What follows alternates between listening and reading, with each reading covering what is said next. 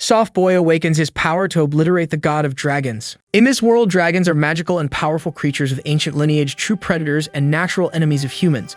Because of this, there are dragon hunters who make a living by accepting missions to kill these creatures and protect the cities. There are two ways to do this. The first is by freezing the dragon's blood with silver, an aura that emanates from silver weapons. And the second way is simply letting the sunlight burn their bodies. The anime begins by showing Ragnar, one of these dragon hunters, emanating silver from his own hand to freeze several dragons with just one touch. Despite having this immense power, he desired to be even more powerful, showing that he was never satisfied. However, all of this was just a vision of the boy who was in the middle of training, trying to face a dragon with little result, which was a terrible time to have visions. Realizing that Ragnar was having difficulties, his partner Leonica steps between him and the creature, easily finishing off the dragon. Leo tells him that he needs to stay more focused during battles as she does, and Ragnar thanks her for her help by patting the girl on the head. Next, they burn the dragon's body and freeze its heart with silver, completing the job. When they return to the city, we see that Leo is considered a prodigy for having killed dozens of dragons alone, being the best hunter in the city of Ranabera, responsible for killing most of the creatures there despite being only 12 years old. Everyone envied and admired the girl, giving her various nicknames, but for Ragnar, her only loyal partner, she is a hero whom he is sure will become even stronger as she grows up, and he takes several photos of his little heroine to document her growth. However, unlike Leo, Ragnar had no ability to hunt dragons, which led some people to mock their partnership, like Sykes Charluk, ranked as the second best dragon hunter, with the highest number of creature kills in the city after Leo, which disappoints him because the girl didn't even know who he was. Sykes tells Ragnar that he is only slowing down his partner, as his abilities are well below average, calling him nothing more than a burden. However, Leo immediately draws her sword, pointing it at Sykes to defend Ragnar, leaving the hunter speechless. Leo asks him what he seeks with his silver sword and how much he desires to achieve what he wants, explaining that she seeks to have maximum strength, become stronger than anyone or anything. Because of this goal, she became a dragon hunter, as dragons are the most powerful creatures of all, and to prove that she is indeed the strongest, she wishes to face even the feared dragon god.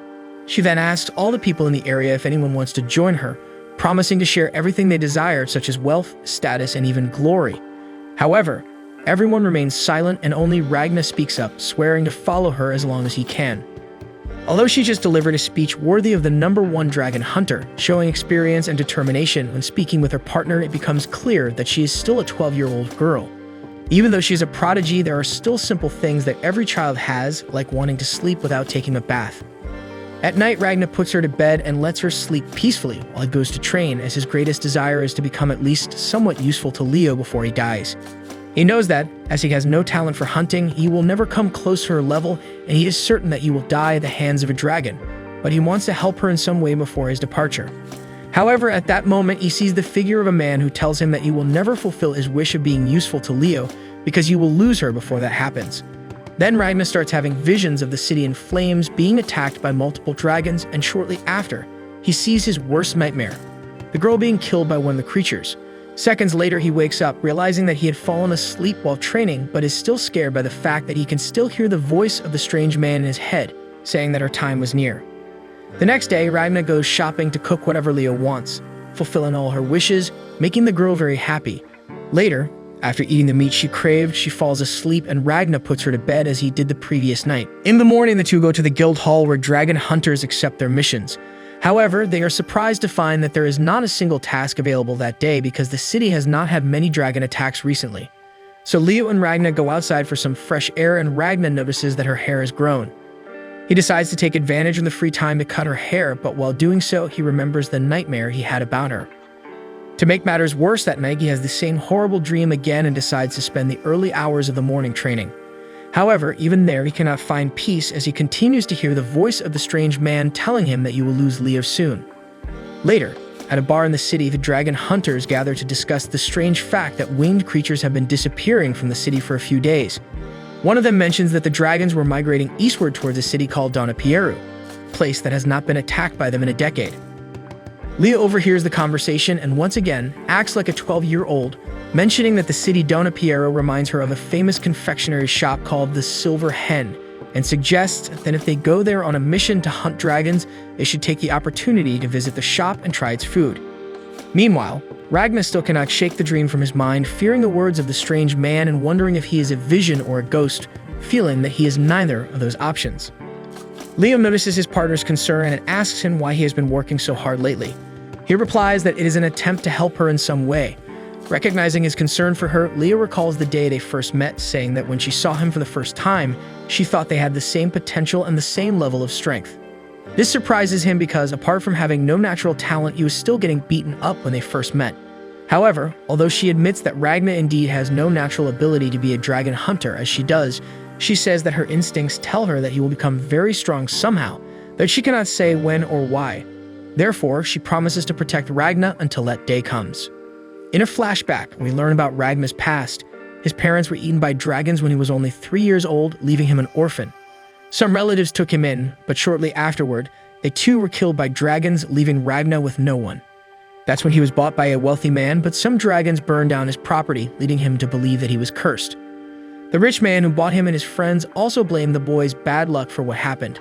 They beat Ragna, accusing him of working for the dragons because wherever he went, dragons appeared shortly afterward, leaving only him as the survivor. Just when he had lost all hope of finding peace, he met Leo, who invited him to become a dragon hunter alongside her. She explained that having a special connection with these creatures was not a bad thing when you were hunting them, especially if you survived the fight. So she decided that he would be her partner that day, even though he was worried about bringing his bad luck to her and making Leo end up like all the others who had been close to him. However, she told him that only the weak died for her and the strongest, stronger than the dragons, survived. Since she was very strong, he had nothing to worry about. To prove his potential to Ragna, she took him on one of her hunts, and when they found a dragon, the boy thought it was the end for both of them. However, Leo defeated the dragon with a single blow, proving that she was indeed very strong. This made Ragna believe that it was safe to be near her because, unlike the others, he could not imagine a way for someone like her to die before him. From that day on, they became inseparable partners, with Ragna thinking that he was no longer cursed by being alongside a hero like Leo, wishing to stay by her side until he eventually died at the hands of a dragon. That's why the nightmare of losing her that he couldn't stop having was so terrifying, as she meant everything to him. The next day at the guild hall, all the dragon hunters gather when they learn that the city of Piero has been attacked and destroyed by the dragons. Since they hadn't suffered any dragon attacks for a decade, they thought they didn't need hunters to protect them. There, Leo asks Sykes what happened, and he explains that he heard that a horde of dragons attacked the city of Piero, and that's why the kingdom issued an emergency mission for all hunters to go after these dragons. This makes Ragna panic because he knows that this means his vision is about to come true. But when he tries to warn Leo about the impending danger, they hear a noise, and when they leave the guild hall, they see the city in flames and the dragon horde attacking, making Ragna recognize the similarity of the scene to his dream. Desperate, he goes after her, while the dragons attack the people who try to resist the attack in vain. Then the men see a person emerging from the flames and go to check if they are injured. However, the blood-covered man kills them all with blades made of his own blood, revealing that he too is one of the dragons, a superior one. This terrifies everyone, including the hunter Sykes, who is the second best among them.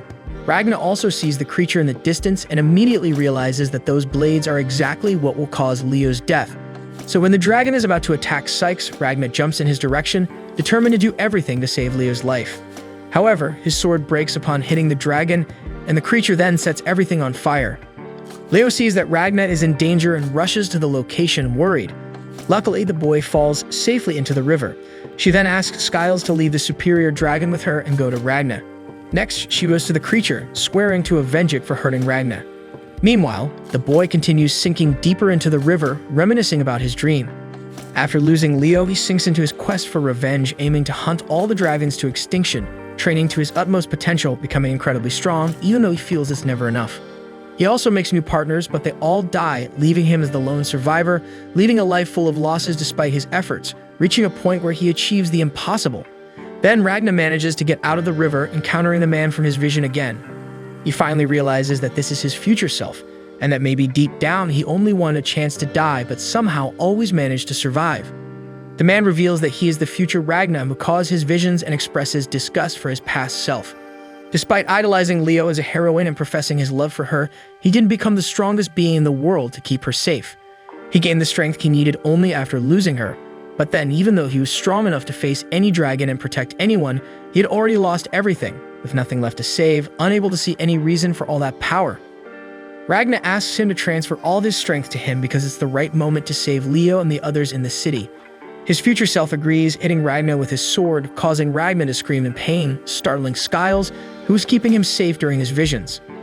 At that moment, his past and future selves merge into one, with Ragnar receiving all their memories and powers, understanding everything that happened, and the pain of becoming strong only after losing Leo. However, both Ragnars knew that this union came at a price, and they were both willing to pay it. Meanwhile, Leo is already tired of fighting the superior dragon, and he recognizes her strength.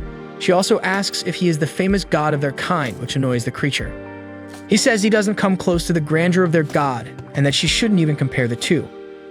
After a long time of battling, he finally introduces himself as Grinwelt, explaining that he is the 10th seat of the Blood of the Wing, the most humble among all the superior dragons. This surprises Leo, as he has proven to be a formidable opponent. Grinwelt decides to have some fun and reveals why the city and the kingdom are marked for destruction. He tells her that their god has always loved the exotic dishes created by humans, especially the famous bakery in the city of Donapiero. However, even though he was a loyal customer, the bakery was robbed and went bankrupt. With the shop's bankruptcy, which was the reason the Wingblood dragons didn't attack the city, their god became extremely sad and angry. As a result, he ordered all of his lineage to destroy the entire kingdom. Grinwelt tells Leo all this to prove that the fate of the human nation was in the hands and whims of the god of the dragons. He insists that the battle between them and the hunters was never real because humans only survived when the dragons didn't take them seriously. He makes it clear that there was not a single human considered a threat to their species. After delivering the speech about how humans were completely insignificant compared to dragons, Grinwelt prepares to end the fight in Leo's life. However, at that moment, he senses a strange presence behind him, becoming frightened and even considering it might be an illusion. What he felt was the new power that Ragnar gained, making him incredibly strong and capable of freezing dragons with a simple touch of his hand, thanks to all the effort of his future self. Grinwelt remembers the memories of the adult Ragnar passing through his head. After losing Leo and spending 10 long years hunting dragons for revenge, desiring their extinction, he slowly became a part of his sword. Even though the fusion was painful, he continued to fight relentlessly. After 5 years, he had completely merged with his silver sword, making his own body a powerful weapon radiating silver.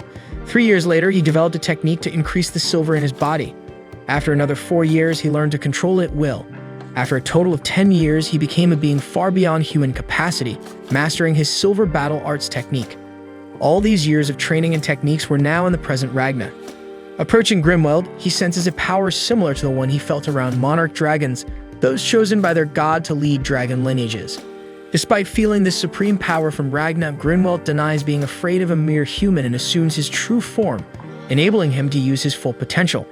He starts another speech about how dragons are powerful and humans are weak and inferior. However, in a matter of seconds, Ragnar freezes Grinwelt completely and shatters him, leaving nothing of the supreme and chatty dragon.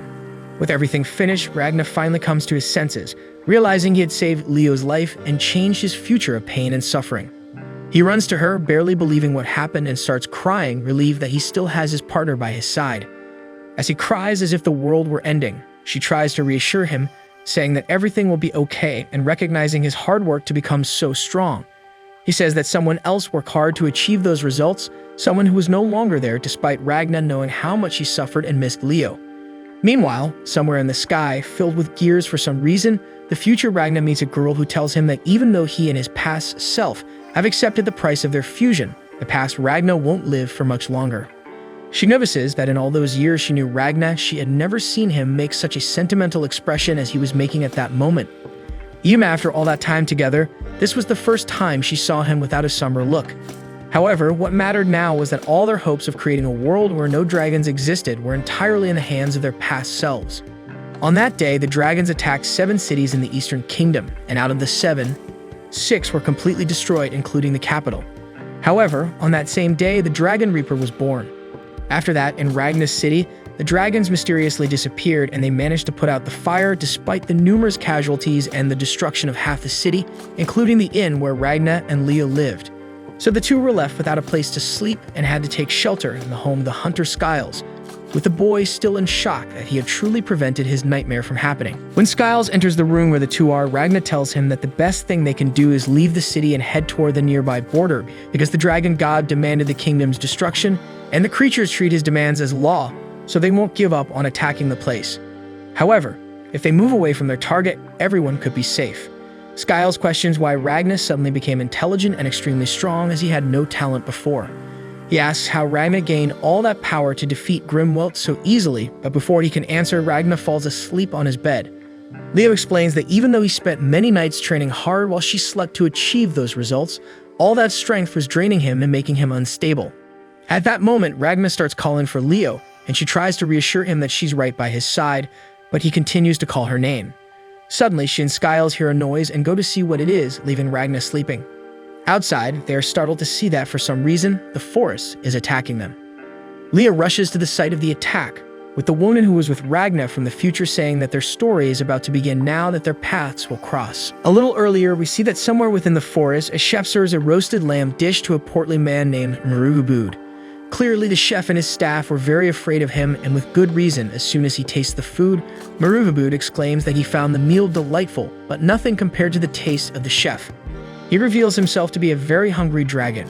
He devours the chef, leaving his 2 staff members horrified, but they also don't last long. Next, he moves on to the last person standing and says that the dragon god demanded the destruction of all humans in that kingdom, which means he can devour as many people as he pleases. Then his tentacles start to spread throughout the city like vines, which are the attack Leo and Skiles saw coming toward the forest. The dragon captures the poor girl and prepares to feast on her, just as he did with the others. Meanwhile, dragon hunters rush into the forest, trying to defeat the tentacles they encounter on their way. However, Skiles doesn't understand how a dragon is attacking because they are creatures that should not withstand sunlight. This makes him doubt if they can trust something as basic as this information. Nearby, Leo is attacking the relentless tentacles that keep emerging. Suddenly, she notices that many of them have just destroyed Skiles' house's roof and captured Ragna, who was still sleeping soundly. She rushes to save him, but the tentacles prepare to attack her. However, with Leo in danger, Ragna immediately awakens from his slumber, radiating silver from his body, freezing all the nearby tentacles, which catches the attention of the dragon and the hunters nearby. He then realizes what's happening and runs towards the dragon, completely ignoring Leo, who is calling for him, asking him to wait for her, but ends up falling behind because she struggles to keep up with his pace. Ragna doesn't hear her calling his name because he feels guilty for feeling relieved after saving her and lowering his guard, realizing that he should have known the danger was far from over. He then spots the dragon and delivers a powerful kick to its face, sending it flying and releasing the girl. Ragna believes that the only way to change his future and prevent everyone around him from perishing at the hands of the dragons is to not rest until they are all exterminated by his own hands. However, he wonders if he is truly capable of such a task, considering that even his future self couldn't succeed. It's only at this moment that he recognizes the girl right next to him and realizes she is Crimson, his future partner. Ragna believes that Crimson must have come to find him, but her reaction indicates it was merely a coincidence. Nonetheless, he remains excited because now they can join forces in their mission to exterminate the dragons. However, the girl denies being Crimson and begins to introduce herself. Ragna interrupts her, claiming her name is Eliza Yorkshire, a 14-year-old girl from a farming village, where she worked for a man whose property was attacked by a dragon and she disappeared since then. Ragna insists that at least that was the story she told him in the future, but she corrects him, saying she doesn't understand and clarifies that her name is Elise. Ragna cuts her off again, stating that he knows she is the dragon monarch Crimson, a former Bloodwing progenitor, considered a traitor by her kind for attempting to kill their god. Ragna continues, explaining that it was Crimson who also bridged the future and the present so they could achieve their goal of exterminating the dragons from the world, including himself. Ragna then explains that they share the same objective, and for that reason, they should work together, as this time they might succeed where their future versions failed. However, the girl slaps him in the face, offended because he first referred to her as a man and then as a dragon. This catches Ragna completely by surprise, and at this moment, Leo finally arrives in the forest, exhausted from running so much. However, she's not the only one who arrives, as the dragon has also returned and is very angry that a mere human kicked it in the face. He attacks Ragna, determined to tear him apart, but Ragna tosses a small ball into the dragon's mouth, causing it to explode as he carries Leo to a safe distance from the blast. Ellis observes Ragna from a distance, and Leo looks at how everything froze due to the explosion, recognizing that her partner has become strong, just as she always felt he would, saying she just didn't think it would happen so quickly, and now it will be challenging for her to catch up to his level. Ragna then asks Leo to take the city's residents to safety at the border while he stays behind to handle something. He mentions that he will meet her once he's finished, but Leo insists that they won't part ways and she will stay with him. Ragna explains that it will be dangerous for her, But Leo points out that there's always danger in the dragon hunter's line of work and asks why he's trying to leave her behind. Ragna attempts to explain that they will only be separated for a short time, but this leaves Leo irritated. The boy is surprised as he has never seen her lose her composure like this before, considering that she always appears strong, calm, and resolute with better judgment and confidence than many adults. However, in this situation, he realizes that she is still just a 12-year-old child. Ragnar recalls what his future self said about idolizing a young girl and taking advantage of her, making him understand what he meant as he was weak, forcing her to be stronger than necessary. So he decides that he doesn't want to be weak anymore, as it's the only way he can achieve his goal and keep Leo safe. He reminds the girl of what she said when they first met, about how the weak die and the strong survive, and how that saved him, but now she is weak and won't survive if they continue together. These words hurt Leo, making her so angry that she tries to attack Ragna, but he stops her sword with just a finger and tosses her aside. He then bids her farewell, and Leo loses consciousness. When she wakes up, she is already on her way to the border, being carried by Skiles. The hunter asks what happened between them, and Leo recalls when she told Ragna about her goal to become the strongest in the world.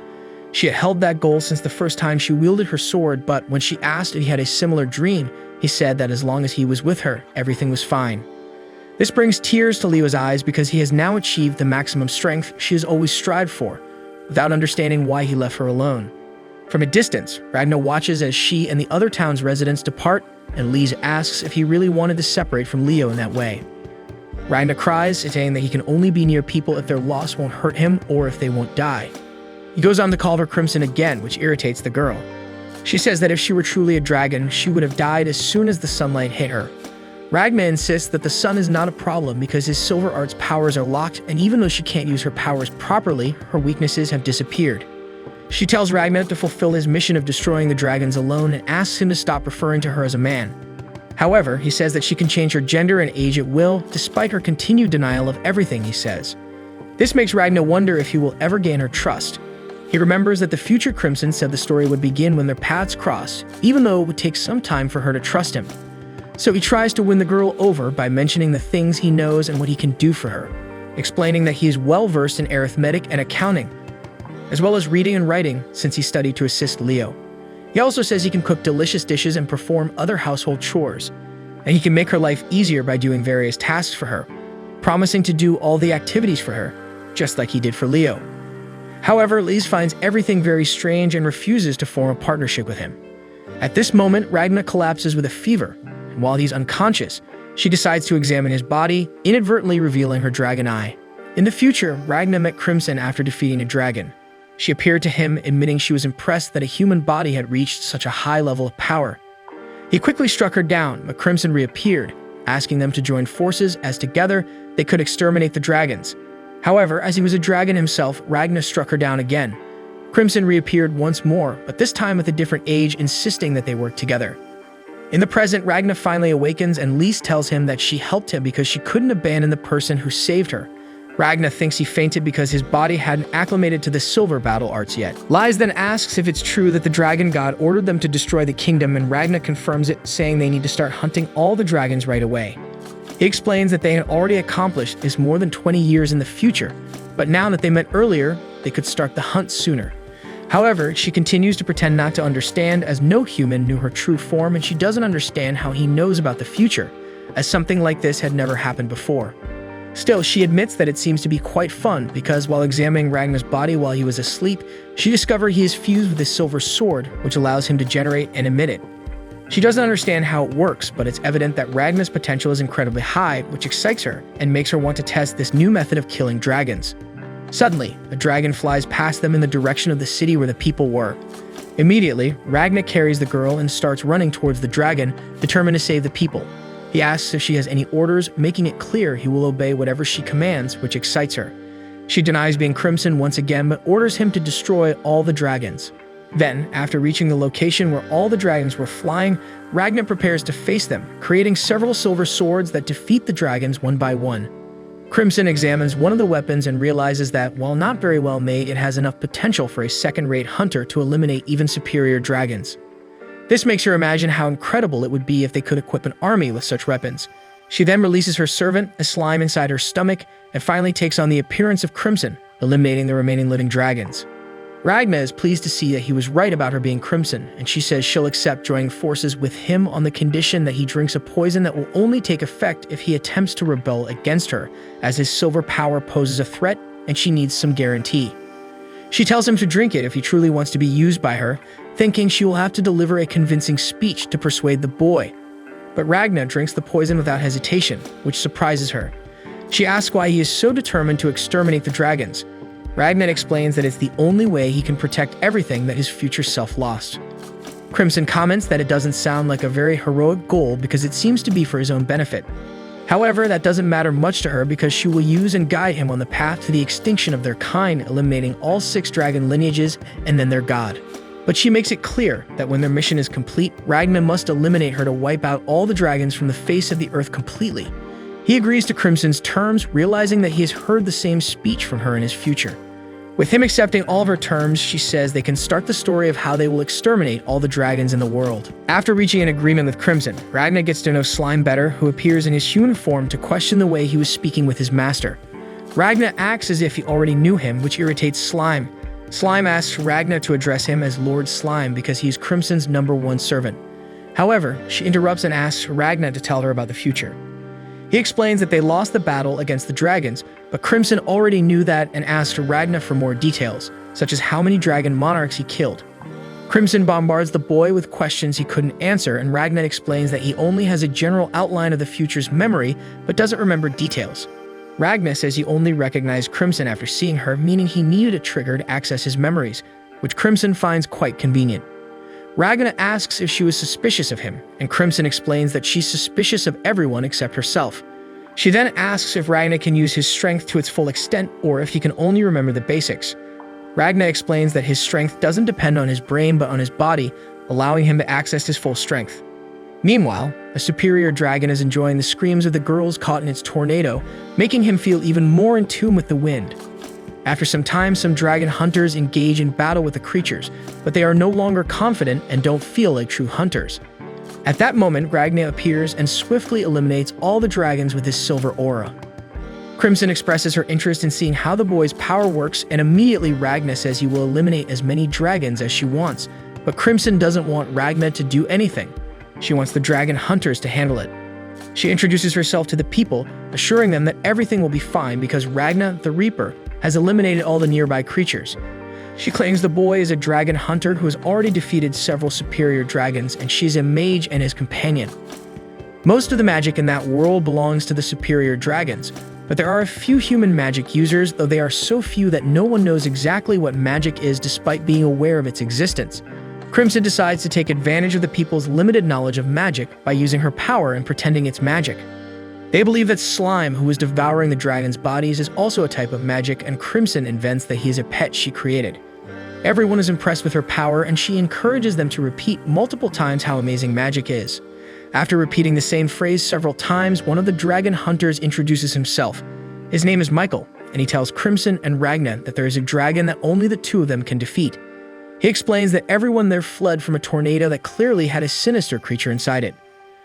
Crimson realizes that the man is talking about the third seat, the third dragon from the top, which personifies the wind named Disastraw.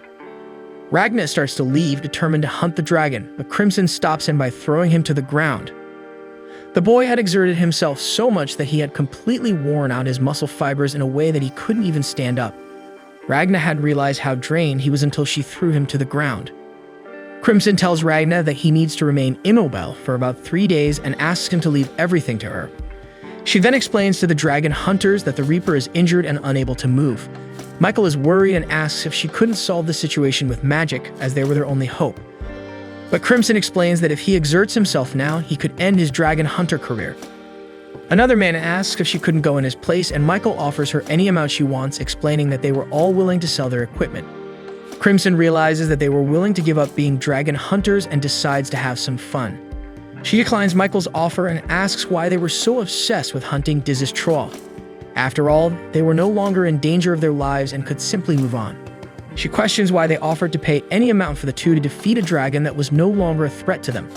However, Crimson knew very well why they were doing this, as Disastraw had a wide attack range.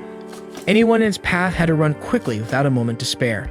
If they all survived a dragon like that, it could only mean they heard people pleading for help behind them but ignored it to escape. After a while, they heard silence because those who begged for help had already been caught by the wind and felt the excruciating pain from its cuts. Because of this, they were now feeling guilty, as if they had blood on their hands. Michael confesses that they indeed went through all that and can't bear the voices of people still sounding in their heads.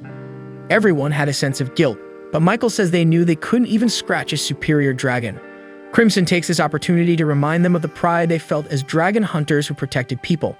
Michael remembers the feeling, but at the moment, they all felt weak, seeing themselves as prey of dragons, not heroic hunters.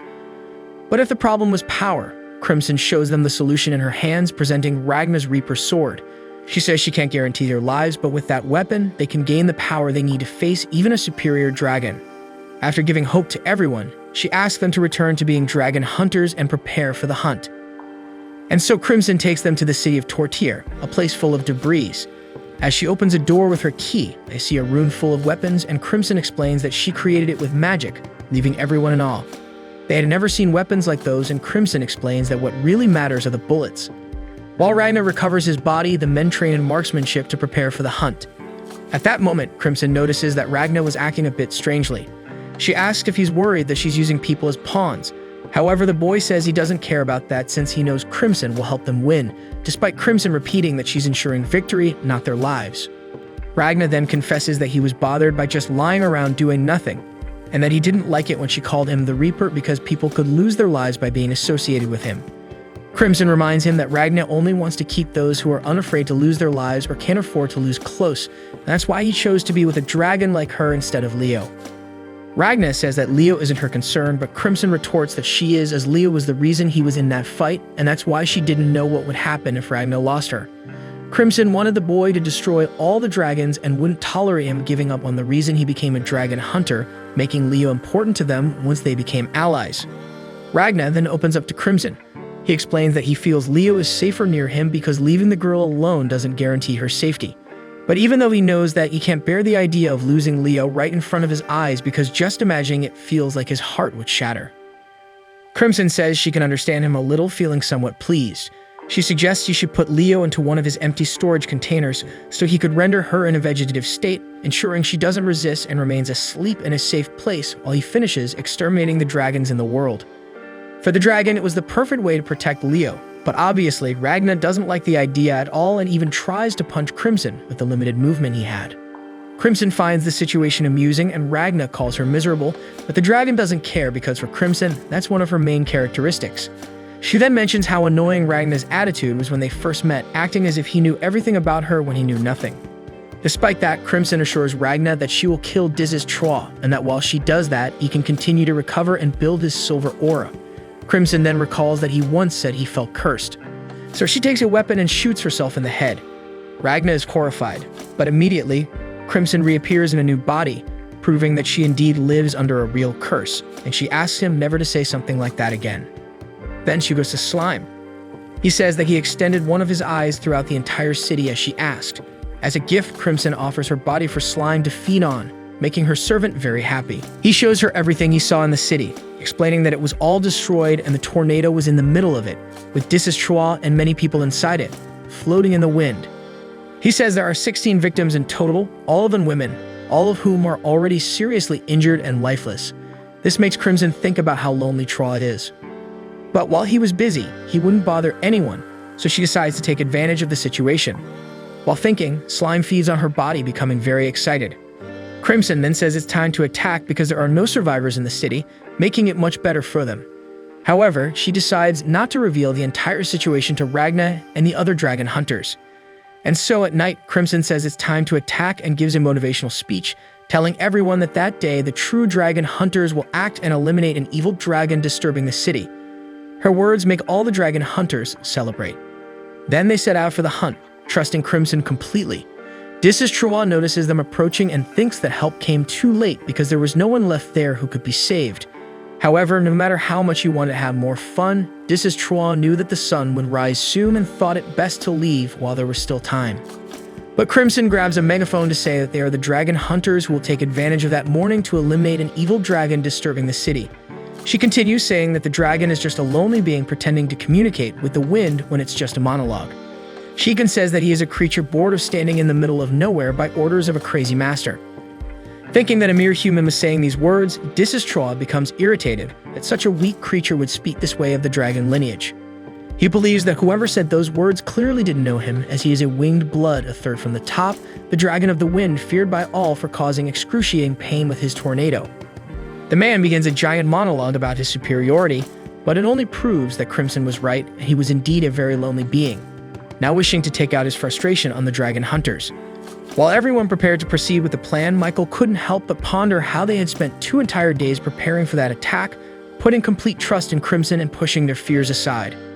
However, as he witnessed the enemy's power, Michael began to doubt whether they could truly face a superior dragon like that. Despite his fear, he stood firm and encouraged his companions to press on. The Disistroa tornado was twice as fast as the vehicle they were using. Knowing this, Crimson planned to drive towards the sun, combining the attack of sunlight with a silver attack, since only one of them wouldn't be enough to defeat a dragon like that, as his body regenerated faster than it received damage. The hunters followed the plan and fired at the dragon. Contrary to what all the hunters believed, the silver didn't freeze the dragon's blood, but rather the magical power flowing around it. It was the silver that started to freeze the Disistroa tornado. However, unbeknownst to him, the bullets were regular, and it was actually the silver aura of Ragna, hidden and recovered, that was freezing his tornado. Disistroa thought that this trick wouldn't be enough to destroy his tornado. However, at that moment, Michael fired, this time using a genuine silver bullet. Although the tornado managed to resist the attack, it was significantly weakened. This infuriated Disistroa, who still believed that the mere hunters were deluded to think they could face a superior dragon like him. The hunters continued to shoot, and Crimson found it amusing. Then, thanks to Ragna's silver aura, the dragon's tornado dissipated, causing it to fall. Slime captured Disistroa and threw him onto the silver lance of the hunters, and the dragon began to freeze. Disistroa was shocked to realize that the humans had indeed defeated him. The dragon struggled, trying to conjure his tornado again, but he was too weak to use his power. As the sun began to rise, the dragon started to burn, successfully concluding all parts of their plan. Suddenly, Disistroa managed to break free from the hunters, still impaled on the silver lance, but Crimson ran him over. Too weak to fight, Disistroa understood that he was defeated and wondered how a dragon like him could be defeated by mere hunters. After all, he was a super powerful, superior dragon capable of creating 8 tornadoes at once. Crimson, who knew his abilities, realized that if he had used them, the group would never have been able to defeat Disistroa. But his pride had driven him to want to defeat the humans without using his full power, leading to his downfall. Crimson noted that after Silver and Sunlight, pride was the 3rd weakest point of every dragon. However, even though she possessed all the necessary knowledge to defeat Disistroa, the plan was actually Ragna's. He knew that Crimson had the knowledge to defeat any dragon she wanted and didn't need to know about the future. Still, she wanted to test her knowledge as an experiment. He realized that Crimson was as amazing as she was formidable. Even though they were partners at that moment, once they finished hunting all the dragons, Ragna would have to hunt Crimson. After they finished eliminating the Wind Dragon, everyone bid their farewells, and Crimson erased the hunters' memories, causing them to forget about her.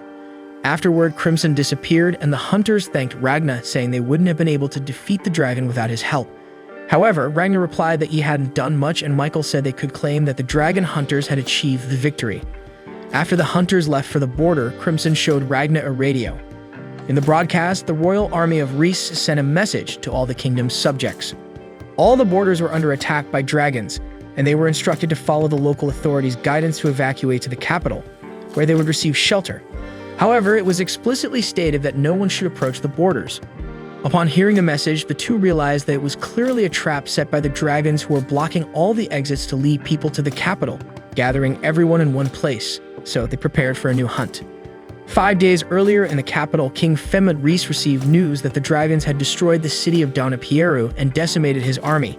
The informant recounted that in the middle of the night, many lightning strikes had struck the city, and several dragons had attacked simultaneously. The king instructed the informant to gather the troops and send reinforcements from the cities of Ranabarilla and Tortir immediately. Additionally, he asked them to hire as many dragon hunters as possible, emphasizing that they should avoid superior dragons at all costs. The king then pondered the lightning strikes that had hit the city, and his advisor mentioned the similarity to an event that occurred 20 years ago when Garnus's army invaded the Dornapiera region and was decimated by an unknown dragon that shot lightning. The king had hoped that the dragons living among them could coexist peacefully and wondered why the dragons were attacking at that particular moment. But he remained calm because the city was protected by a barrier and not even the strongest superior dragon could breach it.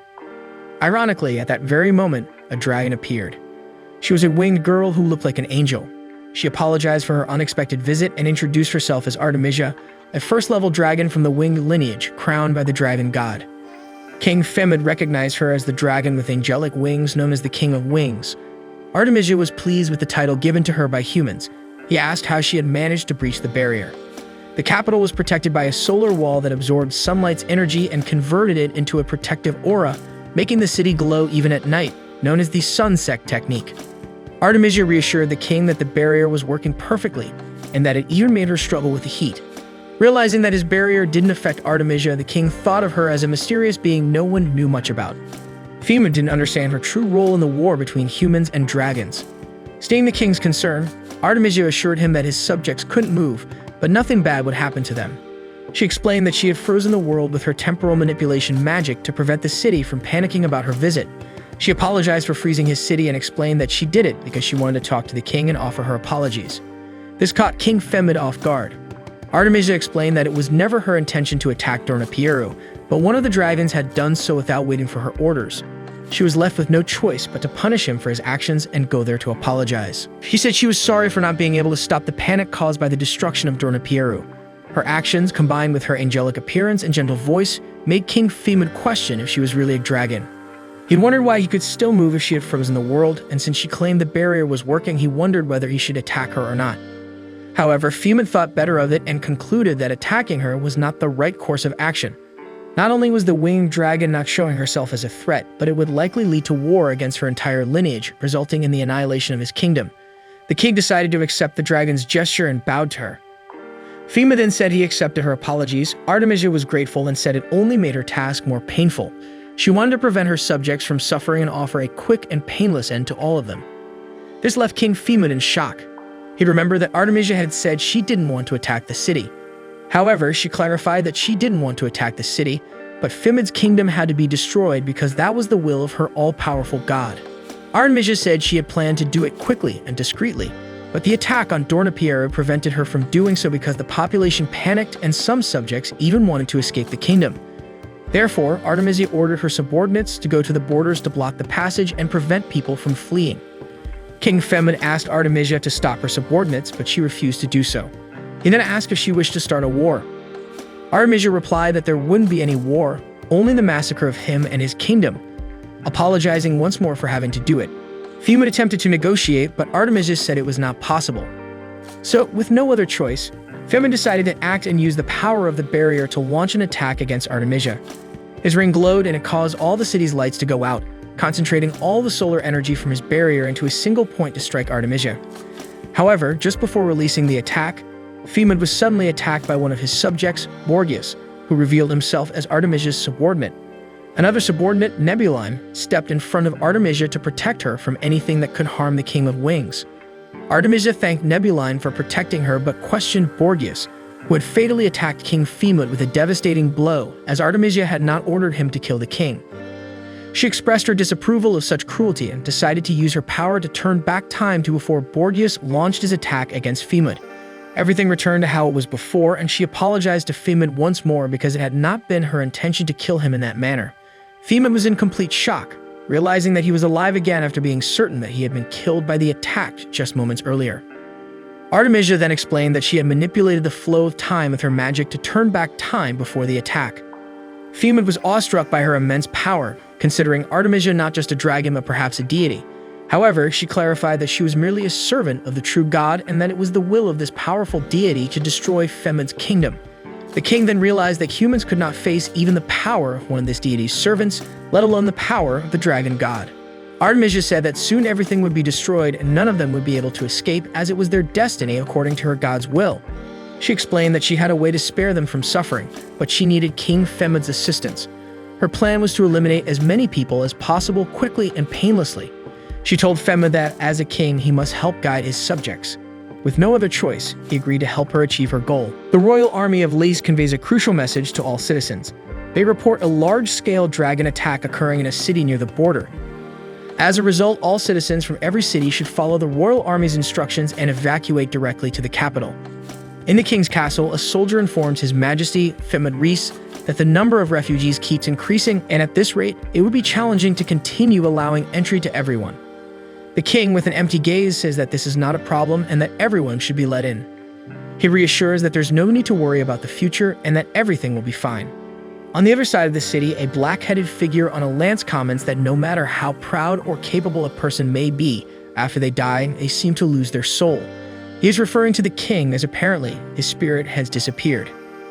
Then Artemisia arrives and says that she thought he would be a pile of ashes by now. The figure responds, expressing great happiness at her presence. She informs him about the entire situation. The plan was already in motion, and in 10 days, all the people gathered in the capital will have a peaceful death.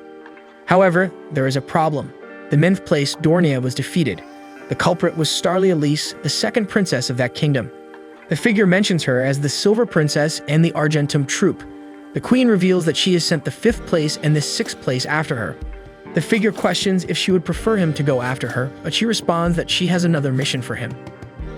The 3rd place, Disistroal, the 8th place, Marugabud, and the 10th place, Grimwelt, disappeared near the southern border. The figure suspects it might have been the Solarian or another dragon lineage, but the elder says it's a completely unknown threat. Then Artemisia hands over her heart to the figure, allowing him to regenerate his entire body. Artemisia mentions that his punishment is temporarily suspended and orders him to subdue the insurgents. It is then revealed that he is the 2nd place, Woltekamui. He accepts but asks if he'll get a kiss as a reward. The queen gives him a smack in the face and tells him that he never learns his lesson. The demon has fun irritating his progenitor. Artemisia urges him to go, but he asks for a moment to enjoy it as he is a very fast being. Then in the form of lightning, he flies away. Suddenly, we see Ragna from the past in a desolate land surrounded by all the mature dragons. He came there while chasing the winged blood but was captured and pinned down with needles piercing his arm. Once again, he survives without doing anything and starts screaming with anger, but Borgias kicks him in the stomach and orders him to be silent. Borgias asks everyone how they should deal with that human while everyone else had died. He asks for their opinions. Chantiuras, the 12th place, is bold and believes there's no other option but to kill him as he sees no reason to let him live. Baron Shura, the 11th place, suggests making him food for those who want to eat. Grimwelt, the 10th place, suggests stabbing him and exposing his carcass. Dornian, the 9th place, prefers to use him in her experiments since she's developing a new floral arrangement with humans. Maruvabu, the 8th place, claims to have a cruel and unusual murder method. Ultozora, the 6th place, expresses no interest in that terrible and pathetic man, so they can do as they please. Terratectra, the 5th place, is also indifferent. Nebulum, the 4th place, believes they should kill him in the least painful way possible. Disistroal, the 3rd place, wants them to finish it quickly because the humans' moans are very annoying. Ragna can't move even an inch. He laments that the only thing he can do is groan. He wonders why he's still alive and didn't die that day with Leo. Ragna is frustrated with his weakness, but at least this time his life won't be spared, so it's all right. After all, he's tired of everything and just wants to finally find peace. Woltekamu realizes that Ragna wants to die and lifts him up by the neck, saying they now have a decision. They won't kill Ragna so he can burn in the fires of his own hatred and despair at his weakness. Dissis says he doesn't care about Woltekamu's selfish opinion and tells him to get it over with. Woltekamu questions when they became so soft-hearted. He releases Ragna and asks if anyone opposes his opinion, then Artemisia appears and strikes him with her lance, saying she disagrees with his opinion. The dragon's head pops out of his body with a blow and he falls to the ground. Artemisia explains that she despises those who disturb the group's harmony and tells Woltekamu to shut up. Artemisia has heard everyone's opinions but asks them to accept her desire. She says she would like to welcome him as part of the lineage. Everyone is surprised and Woltekamu, as he puts his head back, questions why she wants that. However, he is hit again by Artemisia and falls to the ground. The queen approaches and introduces herself as Ultimacia, the progenitor of the winged blood. She notices Ragna's sword and recognizes it as one used by dragon hunters from a kingdom that once existed. Despite being a lovely country, she destroyed all of them, except Ragna, who survived that day and also survived today. She is very pleased and believes it must be God's will, so he has permission to live. Ragna has no idea what she's talking about. Then Ulto explains that being part of the lineage means an invitation to be transformed into a dragon.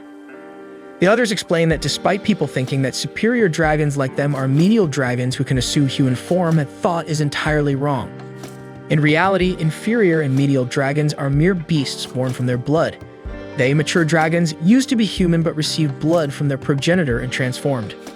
Therefore, Ragna should be happy because he will receive the gift of evolving into a life form far above humans.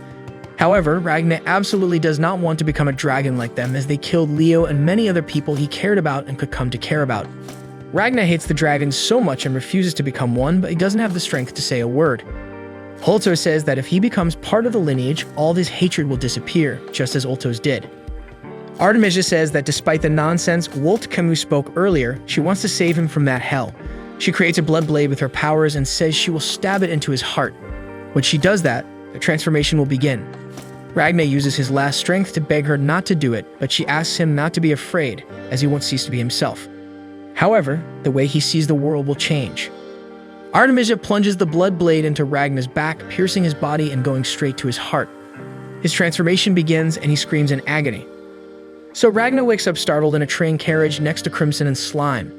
He mentions it felt like he was having a fun dream, so he didn't wake him. He also tells Slime to keep quiet. Crimson asks if he remembered anything useful. Despite Crimson being a jerk, he's still better than Ultimacia, as her gentle demeanor while killing countless people is terrible for Ragna. He promises to hunt her down no matter what it takes because he's stronger now. Crimson still doesn't know how much of his own power Ragna can use, and he's also unaware of the price that must be paid to use it to its full extent. So he prefers to wait a few years and fully prepare to kill Ultimacia. However, the Queen must already be aware of the strange activity near the border, and by now, Woltakumlu must be free because he's the most powerful fighter of all. Without his protection, this is the perfect time to set an ambush against Ultimacia. So if Ragna defeats the Queen, it's a bonus. But if he loses, Crimson will save him because he's an irreplaceable tool. The train approaches the capital, and they plan the next steps of their operation and how they'll secure an audience with the winged progenitor. In the capital, through a vision, Artemisia asks God, who appears as a child, if he wishes for everything in Lys to be destroyed. The child asks what Lys is. Artemisia deduces that this country no longer exists in God's mind. Therefore, everything in this world that isn't in God's mind must be obliterated. After all, they are God's members, and the lineage exists for that reason. She weeps for all the members of the lineage who have died because none of them served as God's members. They weren't fit to be part of the lineage. She pleads to at least let the destruction of that country be an offering. Amid the citizens, Smile is impressed by the size of the capital. Crimson explains that they are in the new district, the commercial center of the capital. It's the most bustling region of the city, and they are just crossing the second castle wall to enter the old district. Moreover, Crimson asks that from now on, they address him only as Veronica. When they look to the side, Ragna is vomiting. He explains that he gets sick in crowds. Crimson thinks it's a joke and an improper weakness, given that he survived in Ronabera, which is also a large city. Ragna tries to remember and recalls that the reason was Leo, who had always been by his side. Crimson questions if they should cancel a hunt due to Ragna's condition. However, he promises that he will be fine because no matter what happens or how sick he is, the moment Ultimacia enters his line of sight, he will hunt her. So Crimson supports Ragna on his shoulders to continue. He asks him to pretend that he's Leo by his side, but Ragna says he will never be like Leo. After some time, the trio arrives in the old district. Crimson prepares for the operation, but Ragna is very unwell. So he asks Slime to stay and take care of Ragna until his return in 2 hours. Crimson orders Slime not to get into trouble, move unnoticed, and not mention the enemy's name out loud. Crimson leaves the two and moves through the crowd. He notices that despite the many people, the flow of Awakens should have already exceeded the city's limits. He wonders how it can still accommodate more people. There's only one explanation. They are gradually reducing the number of people by secretly eliminating citizens. Meanwhile, Nebulum finishes the selection of people for the day, just waiting for nightfall. Borges asks where the progenitor is, and Nebulum replies that she went to see the situation of the Awakens. Borges is furious because it's their duty to oppose the Queen's whims. Nebulum explains that the progenitor is in the old district. At another part of the capital, Lieutenant General Rowan enjoys dinner with 2 beautiful women. He flirts with the ladies and suggests they go up to his room. However, Crimson arrives and asks if he can join the conversation, already knowing Rowan. Minutes later, the lieutenant is on his knees asking Crimson, calling him by the name Veronica, to notify him when he's coming so he and his servant can prepare a proper reception. However, Veronica smacks Rowan and reminds him that he ordered him to gather information while posing as a high-ranking army officer, but seems more focused on having fun. So Veronica asks another servant named Chimera to appear as well. She comes from outside the window, transforming from a feline to a human, and pledges her loyalty to her master. Then Veronica explains that everyone needs to cooperate so that Ragna can kill the winged monarch. In the midst of the crowd, Ragna and Slime watch a military performance. The soldiers lower a large curtain, revealing petrified dragon heads that start to catch fire. The captain promises that the Royal Lace Army will kill every last dragon and keep its population safe. Ragna steps away and bumps into a hooded girl. He looks and is shocked to realize it's Ultimacia. Then he remembers what Crimson said earlier. If he ever encountered her, he should, under no circumstances, fight her alone. If that happens, the hunt would be over. Sensing Ragna's odd behavior, Ultimacia approaches and asks if he's feeling unwell because he looks extremely pale. Crimson informs his servants Golem and Chimera that Ragna will be fighting Ultimacia. Therefore, they all need to cooperate so they can kill the winged monarch. Golem questions this as he thought their only job was to keep an eye on the blood of the wings while they destroy the country. However, Crimson reveals that he has discovered something intriguing called Ragna, and because of that, the situation has changed. At that moment, they had a great opportunity to hunt down the winged monarch. Golem gives advice saying they shouldn't challenge Ultimacia now. However, Crimson disregards his advice and the servant becomes indignant. Using his reconnaissance drone, he saw the exact moment when the winged monarch took control of the capital while using her time control magic. Golem asks his master how he will overcome something like that. He asks him not to worry as only Ragna will fight, not them. The boy's combat skills are greater than those of the two servants.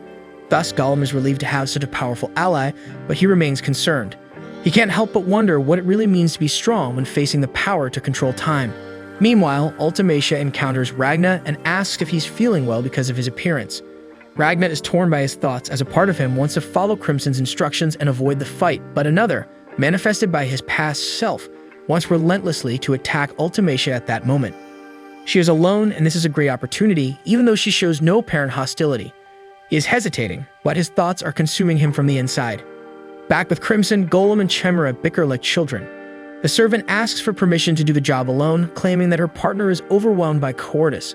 He calls her a brainless bird-brained beast, and she finds it amusing to hear that from a noisy pile of scrap metal. Golem starts teasing her by asking her to solve basic math problems, and while he can answer quickly, she struggles. He doesn't tire of taunting his colleague until Crimson approaches and smacks him with his fan. Like a mother separating her children in a fight, Crimson tells them that they are works of art he created with his knowledge and skills, even though he used different approaches for each. Therefore, insulting each other is the same as spitting on their master. Crimson forgets what they were talking about, and Golem shows his fly-shaped drone. The servant uses the drone to project images of the winged monarch using her time control magic.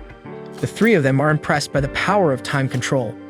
Then Crimson asks Golem to self-destruct, leaving him shocked and confused. The master asks if he's insinuating that Crimson is acting like an obsessed fool with his new toy. Golem realizes the problem he has created for himself and becomes afraid, but Crimson says it would be inconvenient for him to do it now, and it's better if he explodes during the battle. He begs for mercy, and the master loses patience and kicks him to the ground. Crimson then reveals that the time control magic is not invincible, and those images are proof of that. Elsewhere in the country, Woltakamui arrives in his lightning form and encounters the group of warriors who fought against Troa. He is upset that the dragon was hunted down by those idiots. The warriors are frightened because they realize that this dragon is superior. Woltakamui says it's clear from their faces that they already know it's their time to die. He demands that they tell him everything they know about the guy who gave them those silver swords. They are free to refuse to provide the information if they have the courage. In the city, Ultimacia continues to stand in front of Ragna, who is paralyzed. Slime advises Ragna to keep his distance, as this guy might end up vomiting on her. He mentions Ragna's nausea in crowds and calls him a real wimp. The monarch apologizes and says she didn't realize. Slime accepts her apology without any issues and says that we all make mistakes. Ragna has his hand on the hilt of his sword, hesitating, but ultimately decides to give up. He won't fight, and he sees it as a better option to find Crimson and hunt down the monarch again later. In a very friendly manner, Ultimacia apologizes for the inconvenience and asks him to take care of himself. Despite this being a good moment, Ragna believes that this is the right decision. He almost acted rashly when he was alone, but thanks to Slime, he didn't take any further actions. Slime approaches Ultimacia and senses a different scent from cumins, which seems delicious to him.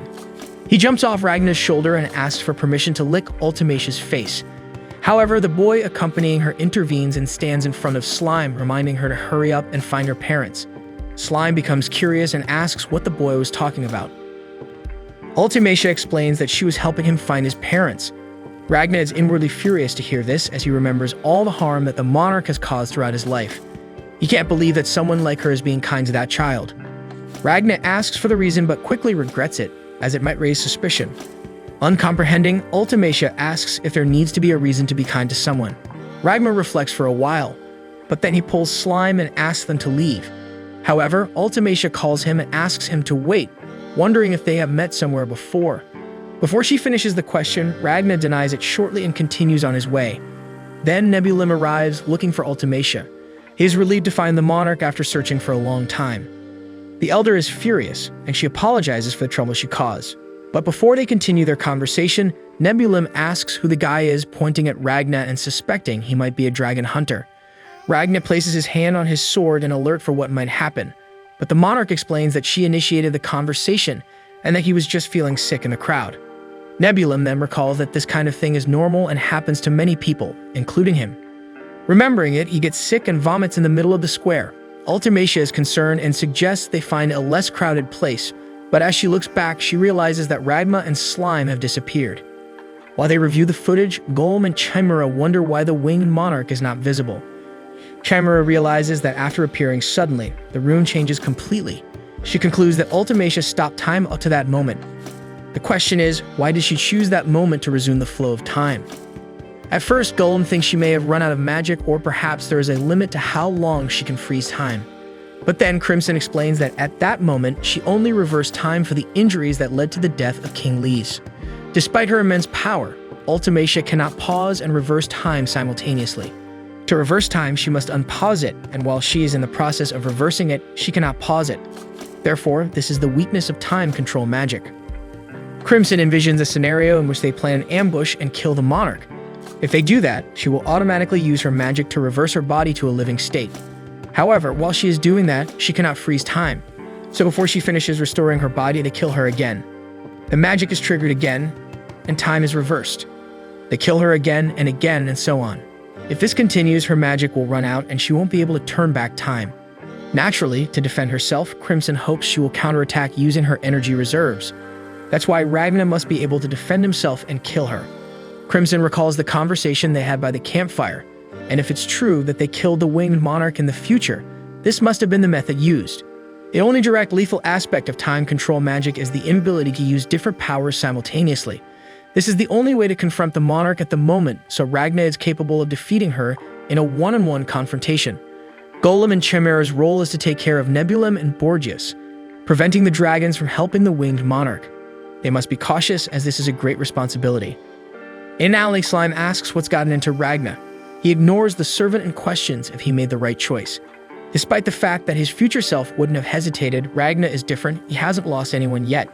Then a representation of Crimson emerges from the shadows and reminds him to stay calm and obey his orders. Although he convinces himself that he made the right choice, Ragnar still has a horrible feeling inside him. He asks Slime to transmit a message to Crimson using a communication device. The message is that he found the target. Crimson then goes out alone, leaving Slime astounded. Meanwhile, Crimson realizes that his servants still don't trust Ragnar. This is understandable since a new human without loyalty is playing an essential role. However, the mage is not worried because he has been sending subliminal messages to Ragnar since the day they met. On a day, he gives the order the hunter will ruthlessly kill whomever he wants. Crimson then receives a desperate message from Slime. The master asks what it's about, and upon realizing that Slime failed to follow all of Crimson's orders, Slime decides to speak out, saying that the stupid human betrayed them. In the square, Ultimacia and Nebulum return the lost child to his parents. She thanks him for the help, and he affirms that the monarch had no selfish actions. Ultimacia asks if that family was included in the list for that night, and Nebulum confirms, saying that the three of them will disappear. The monarch is pleased because this way she can make people inside the barrier disappear without feeling pain. Although escaping death is not possible, pain and fear can be avoided. Ragnar listens to all of this and becomes furious. He approaches Nebulum from behind and says he wants to start over. He reveals that the reason he was sick before was actually the fear of not being able to use his power fully to accomplish his mission. Ultimacia apologizes because she had no idea what he was talking about. Then she calls for Nebulum, but realizes that he has been frozen. The petrified dragon's body falls to the ground, shattering into pieces. Ragnar wields his sword, ready for the fight, and apologizes to Crimson. If he doesn't fight at that moment, his oath to kill all the dragons would have been in vain. Finally, Ultimacia realizes that this man is her enemy and assumes her angelic form. She begins to invoke her magic, but before she even notices, Ragna hits her with several swords and kills the monarch. Time control magic is activated, and she starts to regenerate her body, but before it is complete, Ragna strikes her and destroys her body. The monarch is thrown away. The citizens are in panic and flee. The magic is activated and the rewind begins once more, but it takes 2.88 seconds to complete. In that time, Ragna kills her once more with his silver sword. Ultimacia is killed so quickly that she doesn't even have time to express her feelings. She decides to counterattack, but Ragna is more powerful and hits her numerous times. He tells her she can rewind time as many times as she wants. The monarch tries to use her powers, but Ragna is much faster, and before she can release her magic, he impales her with his silver swords all over her body. Ultimacia summons a blood blade and threatens to plunge it into Ragna's heart, asserting that when she does so, the transformation will begin in him. She embraces Ragna, consoling the hunter, assuring him that he won't cease to be himself. Still holding Ragnar in her arms, she thrusts the blade through his back, claiming that his worldview will change forever. An intense reaction begins in Ragna's body. As he screams in pain, his veins bulge and the inside of his body pulses in blue and red. He declares that his body is so hot it burns from the inside and everything irreplaceable to him is gone. Ultimacia tells Ragna to forget his hatred so that they can live for the sake of God. Among all the things she could do for him, this was the final atonement. Ragna's transformation intensifies and an image of Leonica appears in his mind, indicating that he will forget her just like all the other things that matter in his life. He realizes what is about to happen and reacts by trying to grab Ultimacia, but she manages to move away. Soon he sees his broken blade on the ground and leaps to retrieve it. Zora and Nebulum react to try to stop him. Disaster Thrower begins casting a wind magic spell, but Kamui holds his arm, preventing the magic. Consequently, Ragna manages to lift the broken blade and thrust it into his own heart, piercing his body and removing the blood blade Ultimacia had stabbed him with. He says his life was meaningless, but that he wouldn't let Ultimacia have her way. With the blade in his chest, he falls dead. Members of the lineage realize that Ragna is dead, and some wonder why he didn't accept Ultimacia's kindness. The progenitor admits she was mistaken, and Ragna was not destined to join their lineage. Dying there was his salvation. Disaster Thrower massages his sore wrist and asks what happened. Kamui says he just wanted to enjoy the show. Ultimacia approaches them unnoticed and catches Disaster Thrower's attention, making him startle. She asks him if he can take everyone home through the wind, since wind is not the strong point of the rest of the group. Disaster is embarrassed, turns away from Ultimacia and says of course he can, asserting that the wind is the most grand and elegant means of transportation, especially for a beautiful woman like their progenitor. The monarch smiles and asks a Disaster Thrower to convey her thanks to the wind, and Disaster responds that he will tell it for her. Zora overhears the conversation and comments that Tro is very cute, while Borges mocks, asking when Disaster will be able to talk to the progenitor without acting like a clown. The Wind Dragon begins casting his magic to take the lineage away, but before leaving, Ultimacia tells Kamui that their lineage brings the world closer to what God desires and expresses gratitude to all those who have departed, wishing them to rest in peace. After everything is passed, Slime and Gollum arrive at the battle site. Slime sees Ragna's lifeless body, but being far away, thinks it's just trash someone threw away. Crimson approaches and tells Slime not to touch the body, deciding whether it's garbage or not. Crimson kicks Ragna's body with his foot to look at his back and sees the blade stuck there, realizing that he froze his body to prevent him from becoming a member of the Wind lineage. Crimson asks Golem to carry Ragna back to base, and his servant asks if they will dissect the found body, but Crimson says he will revive the dead because he seems interesting. Back in the capital, Golem tells Crimson that the explosions from the conflict are a true spectacle. He turns to Crimson and asks about the plan, but Crimson is distracted, muttering the word cursed repeatedly when he starts getting more and more nervous, calling Ragna mediocre and saying he escaped his expectations. He begins shouting alone, wondering how, among the millions living in this stupendously large city, they managed to find Ultimacia. He starts questioning if he's cursed. However, he quickly calms down, stating that the original plan was to assess Ragna's power, and if he manages to win, it will still be a victory. If things go wrong, Crimson will handle it. Crimson says that Ragna is really different this time, which shouldn't be a surprise. Camera contacts Crimson, reporting that Borgias destroyed the second wall of the castle in the southern Old District and entered the new district, giving him an advantage. She finishes by saying there is no sign of the superior dragons. Crimson privately wonders if Nebulum is dead, since, just before the battle started, the shield around the capital disappeared. He quickly orders Chimera to return and contact Slime, telling him to go to the nearest location with a delicious scent. Golem informs Crimson that Borgias left the castle, and Crimson asks the servant to deal with the dragon. The man is astonished and asks how that would be possible in his current body, but Crimson simply informs him that there is no time for him to change. Golem regrets not being able to use his combat body because it was limited and dangerous to face a dragon of Borgias' caliber, but he complies with the order. He climbs onto the parapet and timidly says that it may not be possible to kill Borgias, but Crimson replies that he just needs to delay the dragon. Golem reminds Crimson that the installation is complete but hopes not to have to use it and sets off for the mission. Crimson remembers that all the orders he just gave will be useless if Ultimacia does that. Scenes of the fight between Ragna and Ultimacia flash in her mind as she states that she wants to see if Ragna can really press the monarch so much, calling him a mediocre man. Within Crimson's thoughts, the head of the winged monarch appears, questioning if she has already died many times. Almost disintegrated by Ragna's blows, she worries about not having enough time to come back, fearing dying definitively. As she is about to be completely destroyed, Borgias appears, apologizing for the delay. He announces that he will drain all the blood in the castle and fire his cannon. He apologizes again when he warns that his leader will be hit in the explosion because Ragna cannot be defeated without drastic measures. Before he can fire, Borgias is surprised and his cannon is cut in half by an unknown attack. Golem at a distance fired at Borgias' cannon and mocks the dragon, saying Borgias was excited for nothing. Golem jumps and sees Ragna fighting Ultimacia, concluding that he can really defeat her. However, Ragna is surprised by a counterattack from the monarch. Ultimacia casts a restriction barrier on Ragna, preventing him from moving. Nebulum is injured on the ground, noting that the silver's freezing power of this enemy is off the charts, realizing he went from dead to nearly dead. Very weakened, with part of his left arm cut, he tries to motivate himself to endure a few more minutes and struggles to get up. Elaborating a strategy in his mind, he reflects that he just needs to buy enough time for Ultimacia. The monarchs, slowly restoring her body, thanks Nebulum, expressing gratitude, relief, and sadness, announcing that she will go back 3.1 seconds in time. As a precaution, she invokes the repugnant life force that flows from her blood in the form of hundreds of blood dragons and tries to envelop Ragna. Ragna, in turn, reacts with the silver full power, and the restriction barrier begins to break. Nebulum sees the monarch's barrier breaking and realizes he needs to act quickly. He declares that he will sacrifice his life and tries to endure a few more seconds, but Slime calmly approaches and swallows him, giving the restriction barrier enough time to break completely. Despite this, Ultimacia's restoration is complete, and she thanks Nebulum for it. Now she prepares to end the fight. She concentrates to summon creation, but Ragna reacts quickly, hitting her with the silver flight. The monarch's body disintegrates almost completely again, but a vision of Kamui invades her mind.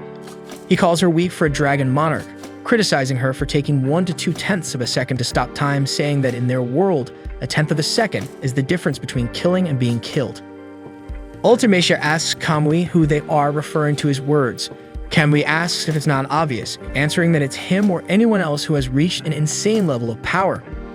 With a powerful kick, Ragna throws the rest of Ultimacia's body out of the capital, saying that he doesn't need to hold back anymore, and begins to punch the winged monarch. While the blows happen, Kamui continues to talk to Ultimacia in her mind, saying that if she ever faces someone very strong, he wants to be by her side to support her. But if he isn't there, she should use the foolproof card she has up her sleeve. She just needs to remember and execute the trick.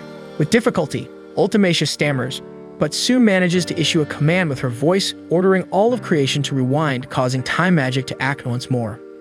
Suddenly, we see Ragna opening his eyes with Slime on his shoulders, hearing an announcement from the authorities of the capital about exterminating the invaders from his homeland, restoring peace once again to his people. As the authority speaks, the people go into ecstasy, cheering for the people of Lees while watching dead dragons being displayed for the entire population.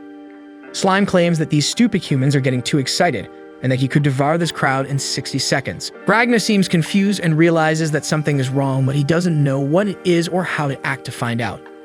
Ultimacia appears beside him, saying that she has already stopped time and that it takes an enormous amount of magic to turn the world back, so she rarely does it.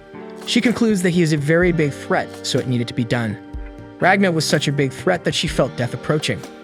That said, she informs him that the battle is over, but quickly corrects herself, saying that the battle hasn't even happened yet. She questions how to deal with him and who he really is, that the deep hatred he felt for her was evident, and wonders when she caused this hatred in him. The monarch laments, thinking that she will never know the reason, and concludes that it is in this inner world that Ragna will face his death head-on. Simply raising her arms, she levitates the entire population of the capital, frozen in time, playing with them as if they were dolls. But she asserts that she won't stoop to cruel killing, even if they are people who disdain God. She continues, saying that when Ragnar was low on brain matter, he was honorable and fought alongside the people, and asks him who the child he carried on his shoulder was, suggesting that Ragnar and Slime had a friendship as Slime was affectionately seated on Ragnar's shoulders. The monarch begins to utter a phrase involving Slime and removing the boy, but before she can finish this threat, Ragnar moves a finger of the hand holding his sword, and the sound of the blade startles the monarch, who steps back a few steps. Unbelieving in what she was seeing, Ultimacia wonders how it's possible for Ragnar to move as she didn't feel time turning back. Nebulum appears in his dragon form and delivers a punch that sinks Ragnar and Slime into the ground. Nebulum's enraged eyes show his hatred as he repeatedly punches the dragon hunter. Even taking these blows, Ultimacia sees that Ragnar is not moving, so she presumed that his movement was just in her head, and she is relieved. She corrects herself, saying that, as a progenitor, she cannot allow such a thing to happen. The monarch approaches Nebulum and asks the dragon to stop his blows, noticing that his arms were covered in various burns. Nebulum's punches and opened a hole in the ground, and in that hole she saw a puddle of the purple liquid. She says that the liquid seems to be an acid that dissolves their bodies, and that this seems to be the true nature of the child. She concludes that it will harm them if they accidentally touch the acid. Nebulum is concerned and questions his progenitor as Ragnar was still alive and was a great threat. Ultimacia agrees but rebuts Nebulum, saying that she has tested various abilities in her last fight against Ragnar, but he broke through all her defenses and her attacks were ineffective against the hunter. Furthermore, she shows the dragon that even though he has now beaten Ragnar without him resisting, no injury was fatal, as if Ragnar's body were a powerful silver sword. Even though Ragnar wasn't wielding silver, she imagines that he carries the source of this power within his own body. His power is incredibly resistant to magic, and it seems that only a magic with world-destroying power would be effective against him. As they are weakened by the sunlight, Ultimacia asserts that it would be difficult to defeat Ragnar in these conditions. Ultimacia contacts Borgias and asks him to deliver a message to King Femid, as she wants the king to unleash the light on Ragnar. She believes that the offensive function of the barrier will be much more effective than a magical attack. Borgias accepts the mission but warns his progenitor. There is at least one more enemy present besides Ragnar. Ultimacia responds that she will deal with him after she deals with Ragnar. The progenitor turns to Nebulum, who is visibly shaken by the difficulty of the situation. She motivates him, saying that she will always depend on him and what is to come will not change that. She asks him to put up a barrier to protect the people in the surrounding area because the range of the light attack may exceed what she can anticipate. Crestfallen, Nebulum understands and withdraws while his leader looks again at Ragnar. She feels strange about it, but she knows that she has developed affection for Ragnar, even though he's an enemy now, as if it were a diluted version by those of her bloodline. As Ragnar killed so many dragons, a monarch feels disloyal for having developed this affection for the hunter, and she promises to forget this feeling when she has killed him. Already resigned to her affection for the enemy, she steps back and wishes that he has a painless and peaceful death, bidding farewell to his paralyzed body. Memories of old duels between Ultimacia and Ragnar emerge from the blood blade she thrust into his heart to the transformation he prevented from taking over his body. Every time he was attacked but never gave up, resisting magics that everyone thought impossible to survive, as if he could move his body only with the strength of his promise to annihilate all the dragons in the world. During one of these memories, Ragnar surprises Ultimacia by standing up after a devastating blow, swearing that he won't let the opponent live. She doesn't believe he is moving during her time control magic. She tries to push him away with magic, but it seems that nothing can hold him. Meanwhile, she remembers that now, in addition to King Lys, the only people in the world that she allowed to move are others who share her blood. In another memory, Crimson appears, saying that the monarch can choose to exempt people from the effects of stopping time, people like the members of her own bloodline. Soon the scene returns to the battle between her and Ragnar, where the hunter can move freely despite time control. Nebulum tries to protect his leader using the strongest enhanced protective barrier he could invoke, but Ragnar easily pierces the defensive magic. Ragnar approaches the winged monarch and asks how she can cower with so many deaths at her hands and attacks her with numerous strikes of his conjured sword, cutting Ultimacia into pieces. She manages to turn back time again, but once again, Ragnar is in full condition to move, which despairs Ultimacia. With Nebulum in her hands, she tries to devise a strategy in her head, but her possibilities seem to run out as all her actions are overcome by Ragnar. Fearing death, she despairs and calls for Camus. Ragnar is about to eliminate his two enemies when he is brutally interrupted and starts bleeding absurdly. He realizes that using too much of his future power had serious consequences on his body, unable to continue the fight and falling to the ground. Controlled by Borgias, King Teets orders the barrier to unleash the Aurora Beam, causing massive damage to the capital. Confident, Borgias asks Nebulum if they manage to defeat the enemy, but he replies that no, stating that there are new enemies. A woman accompanied by a panther approaches Ragna's fallen body, and Nebulum cannot see her face to identify who she is, but is Crimson, in another of her disguises. Borgias asks the progenitor to stop time again, but she is so frightened that she cannot react. Crimson tells Ragna that he lost, that he obeyed his orders but ended up in this lamentable state. Then she turns her head and wonders what she should do with Ragna now. Crimson observes that Ultimacia took an approach focused on combat because for her, battles are merely empty endeavors and tests of strength are wild. However, at the same time, the queen had utmost confidence in her own time control magic, believing that her power could face any display of brute force. Yet all the assurance she felt was shattered during her fight with Ragna, which left the girl completely destroyed, ceasing to be the winged monarch and becoming only a woman petrified by battle. Crimson wonders what Ultimacia will do now, as this was her opportunity to get rid of the enemy. However, the girl was in shock, and all she could think about was whether there was a problem in the formulation of her magic or if it was the way she was using this power. Nebulum calls out to his queen, trying to make her regain consciousness but without success. Borgias also tries to call her name, even though he's far away, but all the girl can think about is whether she should try to use her magic, even though it failed. In an act of desperation, Ultimacia unleashes a huge light around her. Crimson admires her courage and decides to further destroy the queen, determined to eliminate any belief that may still linger within her. He then activates a button that causes the entire city to suffer from a massive explosion. Everything begins to crumble and Crimson revels in the scene as it inflicts immense suffering on Ultimacia. All the people whom the winged monarch wished to give a peaceful and painless death ended up meeting a horrible fate of chaos, suffering, and panic, exactly the opposite of what she wanted. Crimson caused massive destruction, aiming to expose what lies behind Ultimacia's mask of compassion. The cries and sobbing of tens of thousands of people were before her, making it impossible to sweep this horrific situation under the rug as she desired. Crimson continues causing destruction, hoping that Ultimacia would take action in the face of such cruelty. The girl panics at the sight of all that suffering and considers using her time control magic to save everyone, but Nebulum prevents her, knowing it's a trap.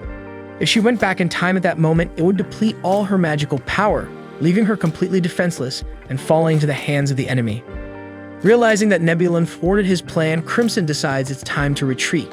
He begins to withdraw along with Chimera, who carries the still unconscious Ragna. Meanwhile, Ultimacia still suffers from the pain of the people before her. Understanding that there is nothing she can do to prevent the devastation, accepting the cruel fate that everyone faced. However, even knowing that people had to die, the girl cries because she wished she could have at least spared everyone the torment. Back to Crimson, he walks through the chaos he caused without showing any reaction, finding his servant Gollum in an alley. He informs that he created a door exactly as Crimson asks and begins to praise his master's actions, stating how impressive he is. Crimson responds to the praise by hitting him in the face with a glass bottle. He says that the Great Clock Tower should also have a bomb implanted, and there weren't enough explosions on the castle walls, asking why this happened. Gollum apologizes and explains that there are many places in that area he likes to visit, but Crimson is not pleased with the response and injures his servant again with a glass bottle, saying that if the devastation had been greater and more fatal, Ultimacia could have fallen into the trap and used her magic to go back in time. Gollum apologizes again and thinks that he was afraid Crimson had changed after meeting Ragna for no reason, as he continues to be the same boss as always. After that, Crimson turns the key to a secret door and asks Gollum to get rid of that body to monitor the subsequent movements of the lineage in its base form. Gollum questions his master's order, as that was a task serving only as punishment. However, Crimson maintains his order and instructs his servant to endure the suffering.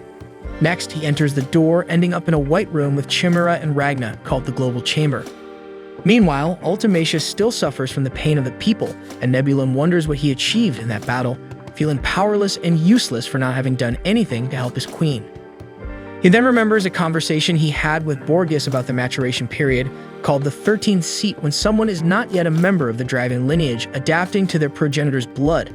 Borgias tells Nebulum that the blood of the wing refers to these beings as the 13th seat, and this period roughly measures someone's potential as a lineage member.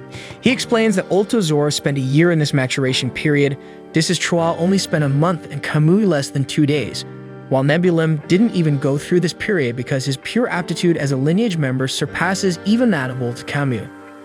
Borgias tells Nebulum that eventually he will become the backbone of the lineage and the main supporter of their progenitor, and the boys should be aware of this and be proud. But at that moment, Nebulum sees no reason to feel proud of himself. After all, he failed to protect his dear queen, and even though he supposedly knows he has the potential to surpass Kamui, he still feels like a failure because he knew they wouldn't be in that situation if Kamui were there. Nebulum then decides to change that and show his strength, preparing to go after Crimson. The dragon feels that Nebulum is looking for him, but even knowing his excellent potential and that his magic can sense that he is in another spatial plane, Crimson remains confident that he cannot be located because he himself created the global chamber during his peak, which is basically a portal connected to all parts of the world. Crimson thinks that even if by some miracle Nebulum manages to locate that place, it's impossible to break through the protection using external forces. He then goes to the portal and reflects that despite things not going as planned, it had a result that exceeded his expectations. Next, Crimson prepares to escape and devise a new plan because for him, there's nothing more to be done for that country. While still unconscious, Ragnar remembers one of the hunts he had with Leo. They were after a dragon, and despite the imminent risk of running into a horde of dragons before dawn, Leo insists it's worth the risk.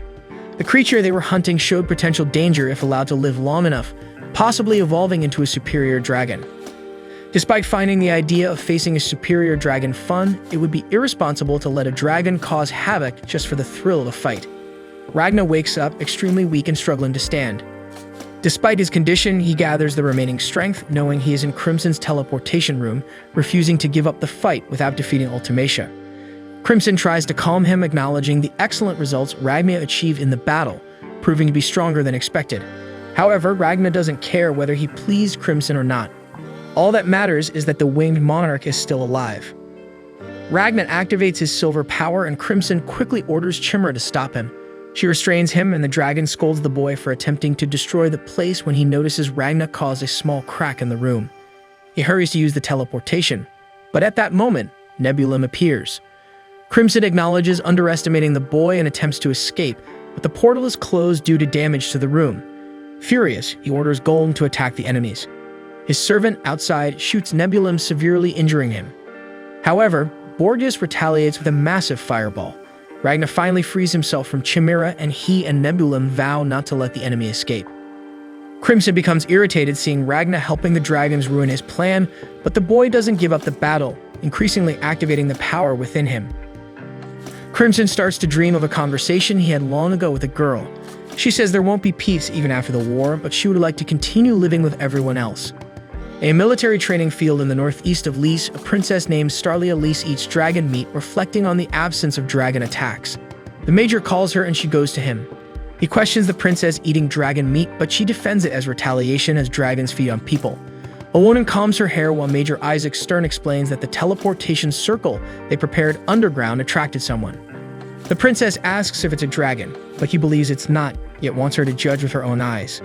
They have captured Crimson, who, being taken as a prisoner, thinks about their misfortune of being expelled from the glow chamber and ending up in an entirely different exit than expected, blaming Ragnar for their situation. Crimson is taken to where Princess Stalia is. She welcomes him and asks for a detailed explanation of what happened from one of her men Fu. He reports drawing the magic circle, and two guys appeared suddenly. Despite this, there was no damage to the circle and their mission was unaffected. The princess finds humor in the situation but realizes someone else appeared with Crimson and asks where that person is. The major explains he is in critical condition, not able to speak, but they confirm through a blood sample that he is not a dragon. Isaac allowed the boy to receive medical treatment in exchange for Crimson answering all their questions. Stalia decides to deal with Crimson first, asking him to eat a piece of meat as a sign of goodwill. Crimson is taken aback but can't refuse in that situation. After some time, he thanks her for the food and takes a bite of the meat. Later, the princess reveals that it's dragon meat she hunted herself. Crimson immediately vomits the food, thinking about how strange Starlia is. She was born without arms, but her eyes could sense the aura emitted by all things. Thanks to this ability, since infancy, she could move objects freely, controlling them with her power, even without arms.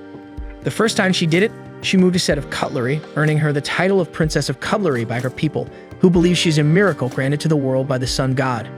The girl's fame is so widespread that half the world knows about her. At 6, she defeated 3 lower dragons. At 7, she hid her identity to compete in a combat tournament, which she won. By 8, she killed a horde of dragons, including 2 medium ones. However, the princess didn't stop there. At 9, she thwarted a coup attempt by a general, and after turning 10, she used her special abilities to develop silver equipment, quickly becoming a master craftsman.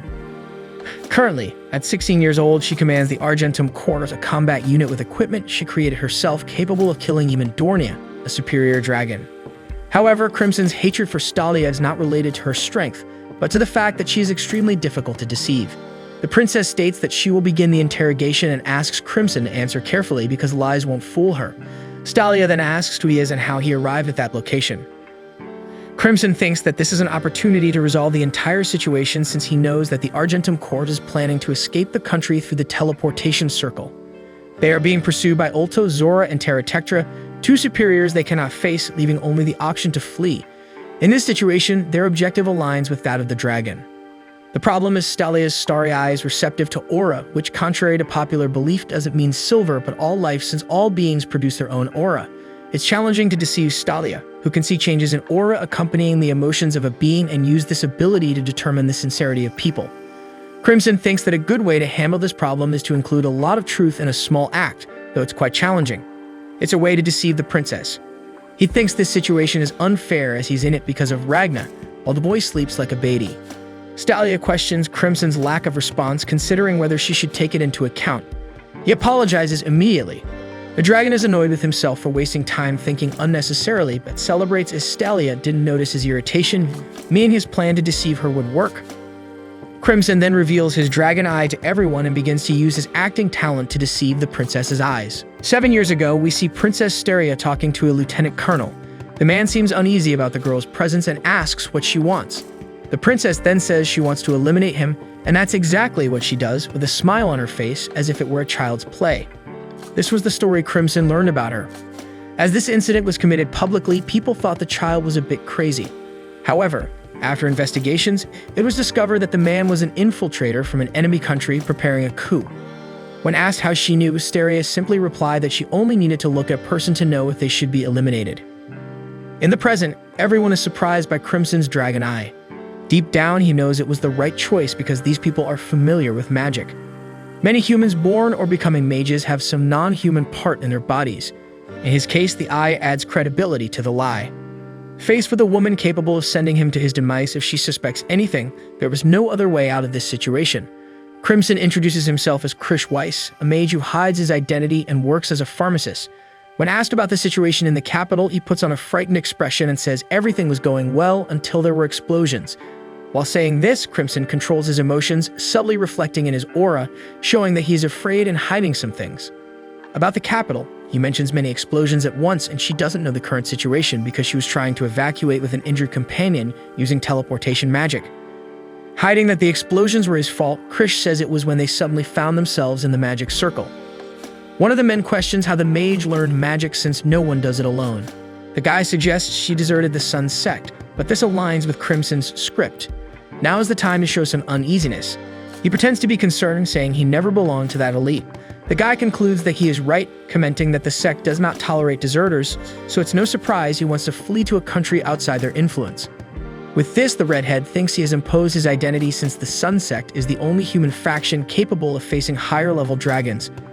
This leads him to believe the conclusion of this situation is for them to accept him as an advisor to the group due to his supposed past. However, it won't be that easy. Staria says he lies very well, mixing lies with real facts. She mentions her ability to detect liars because her eyes see a person's aura, perceiving fluctuations caused by strong emotions. This is not true, as with training, aura can be controlled. What she sees is the color of the aura. Honest people have a blue aura and dishonest ones have a red one. This makes it very difficult to deceive her. In Crimson's case, the aura is not red. It's actually very blue, but it smells really bad. This comment surprises Crimson, but he continues trying to talk his way out of this situation.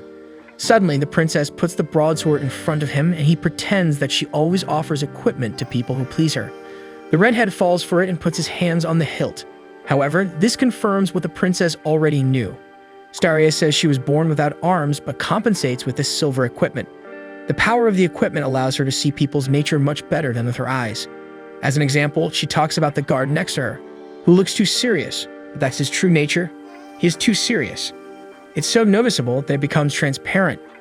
As for the man in the back named Garm, the sword wolf, who taught the princess to fight, she sees that the sword and the man seem to be one, the result of years of training.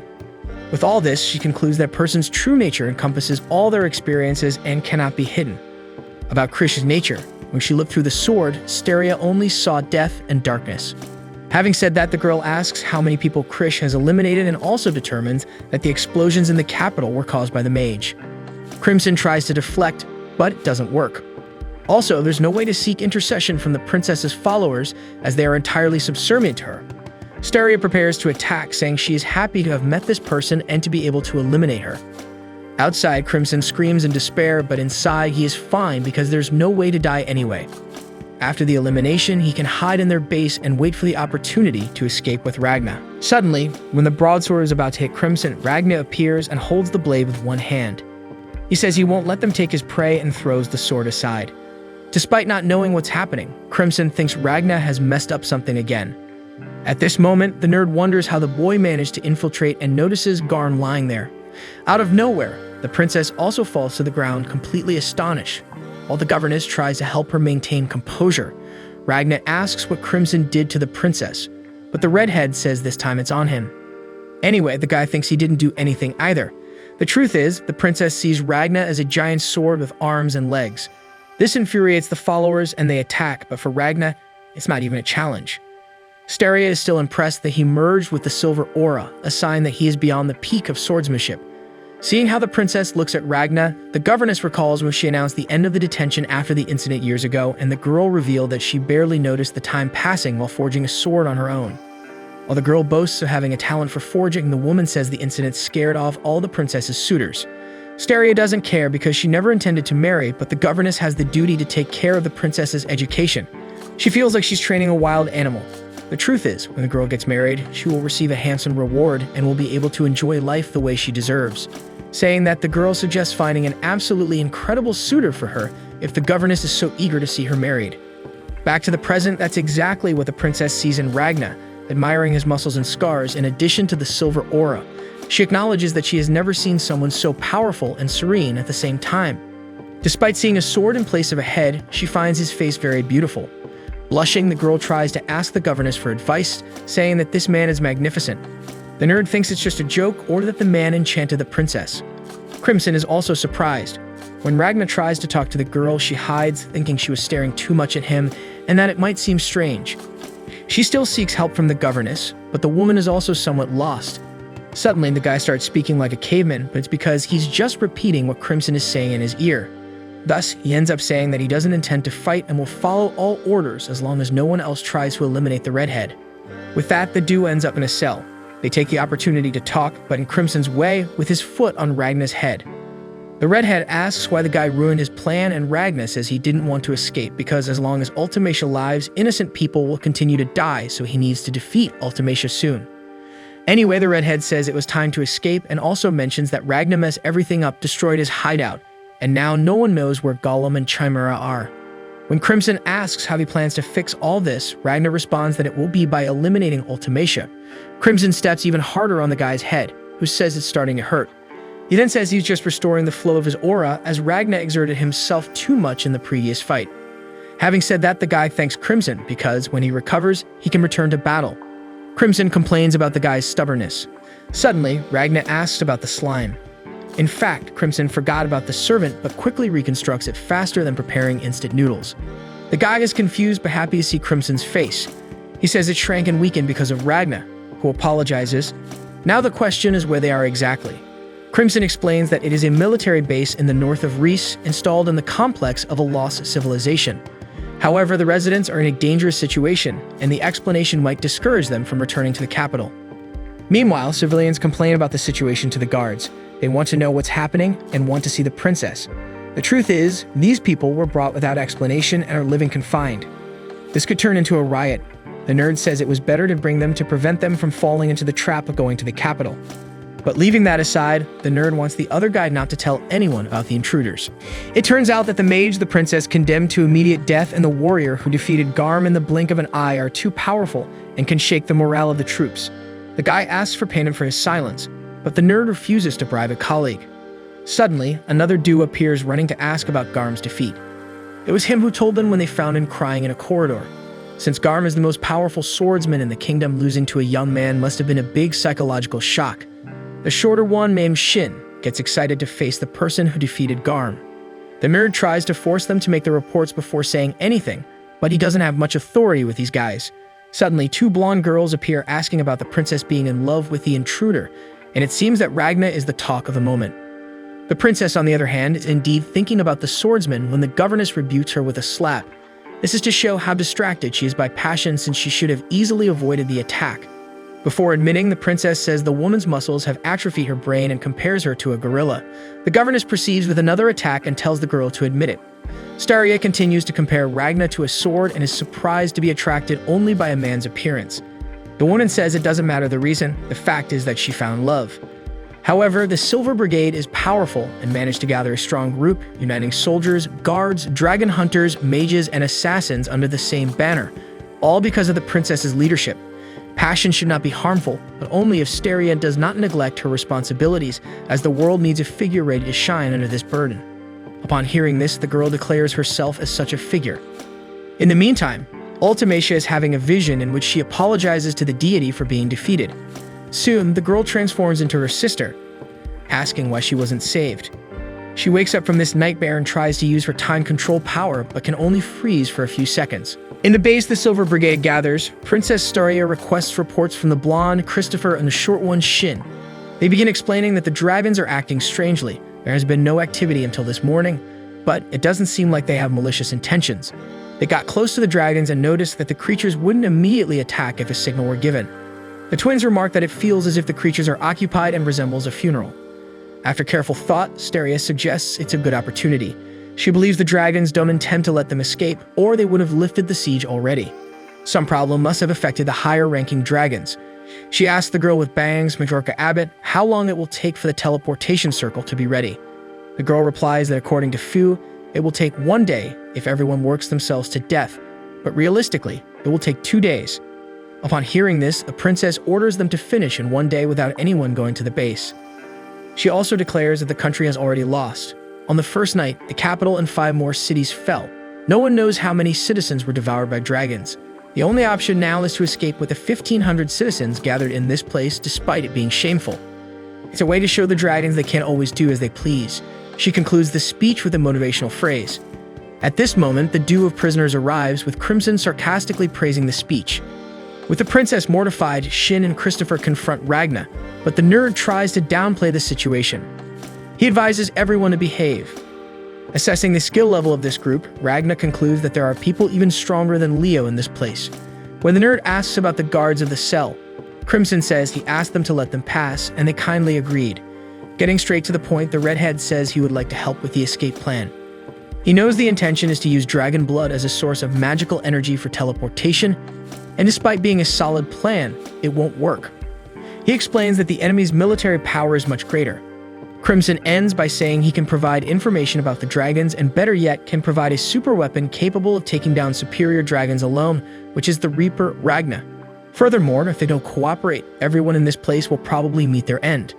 The princess is completely paralyzed by Ragna, leading to a discussion where all brigade members speak at the same time. The tutor finally knocks the girl on the table with a blow, bringing her back to her senses, and she dismisses Crimson's words as nonsense. As she approaches, she leaves a board between the prisoners. Shin loses patience and asks if they should finish off Ragna.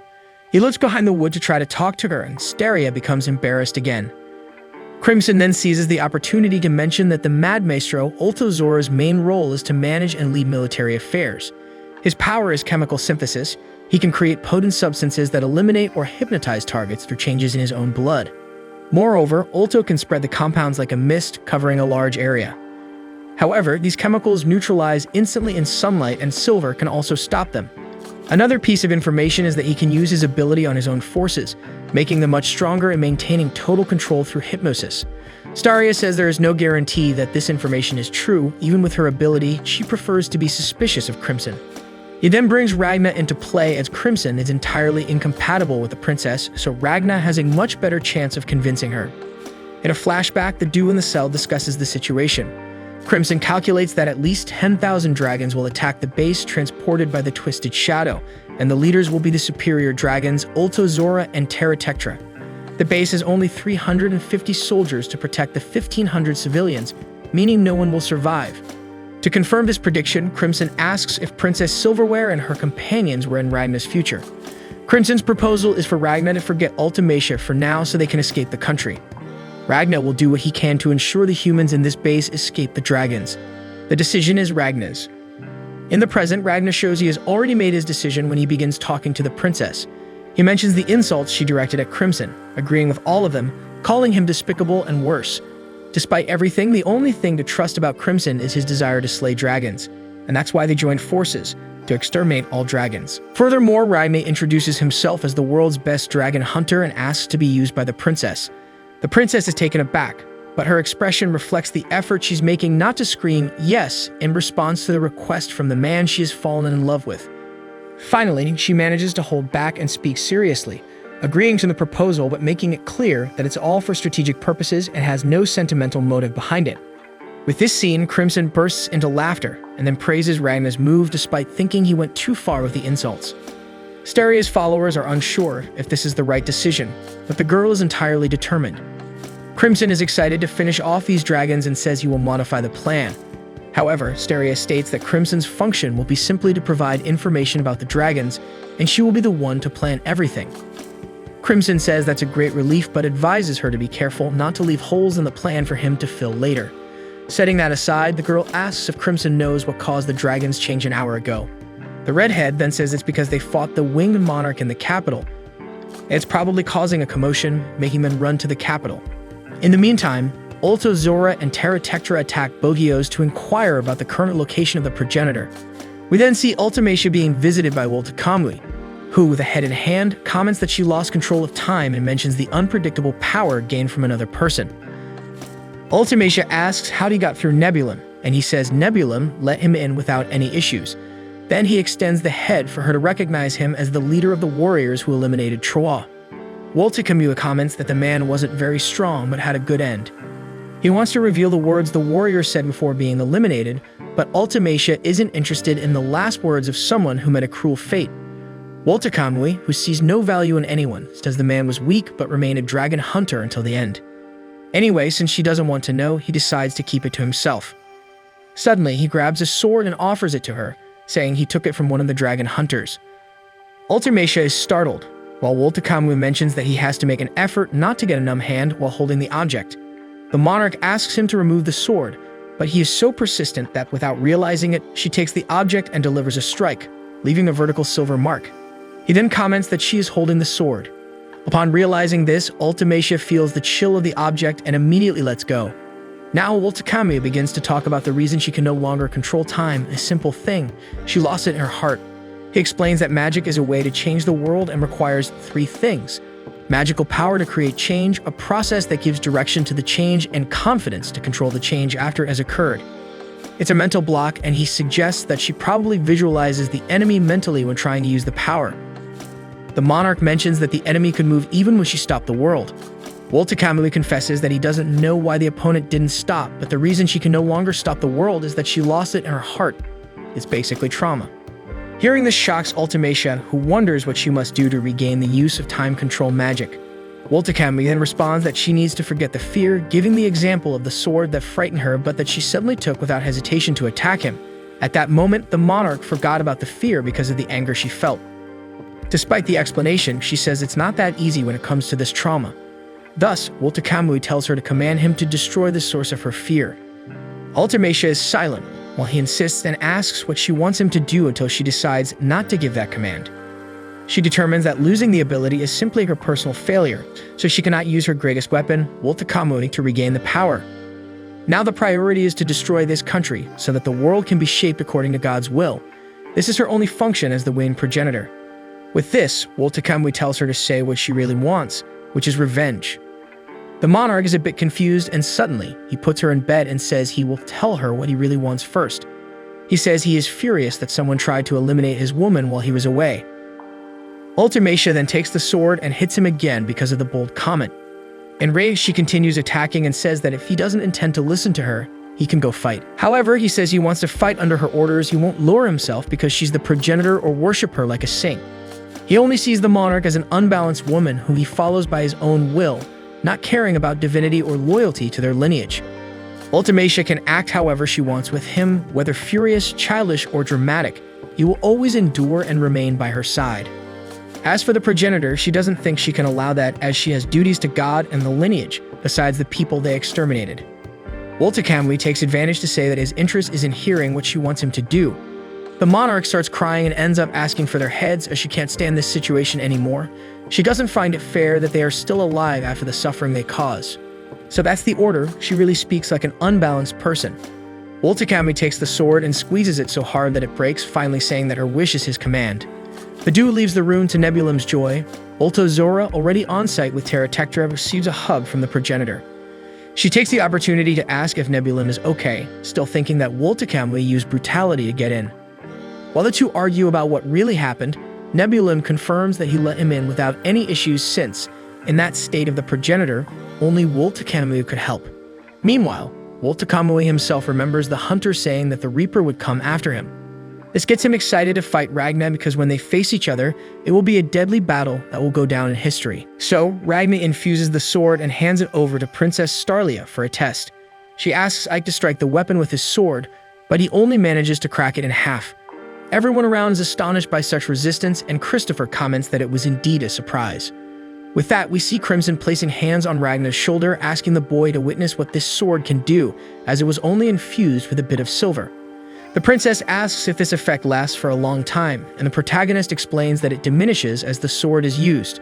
The power of silverine tends to deteriorate weapons it touches over time, but due to the high quality of this particular sword, the princess won't need to worry about that.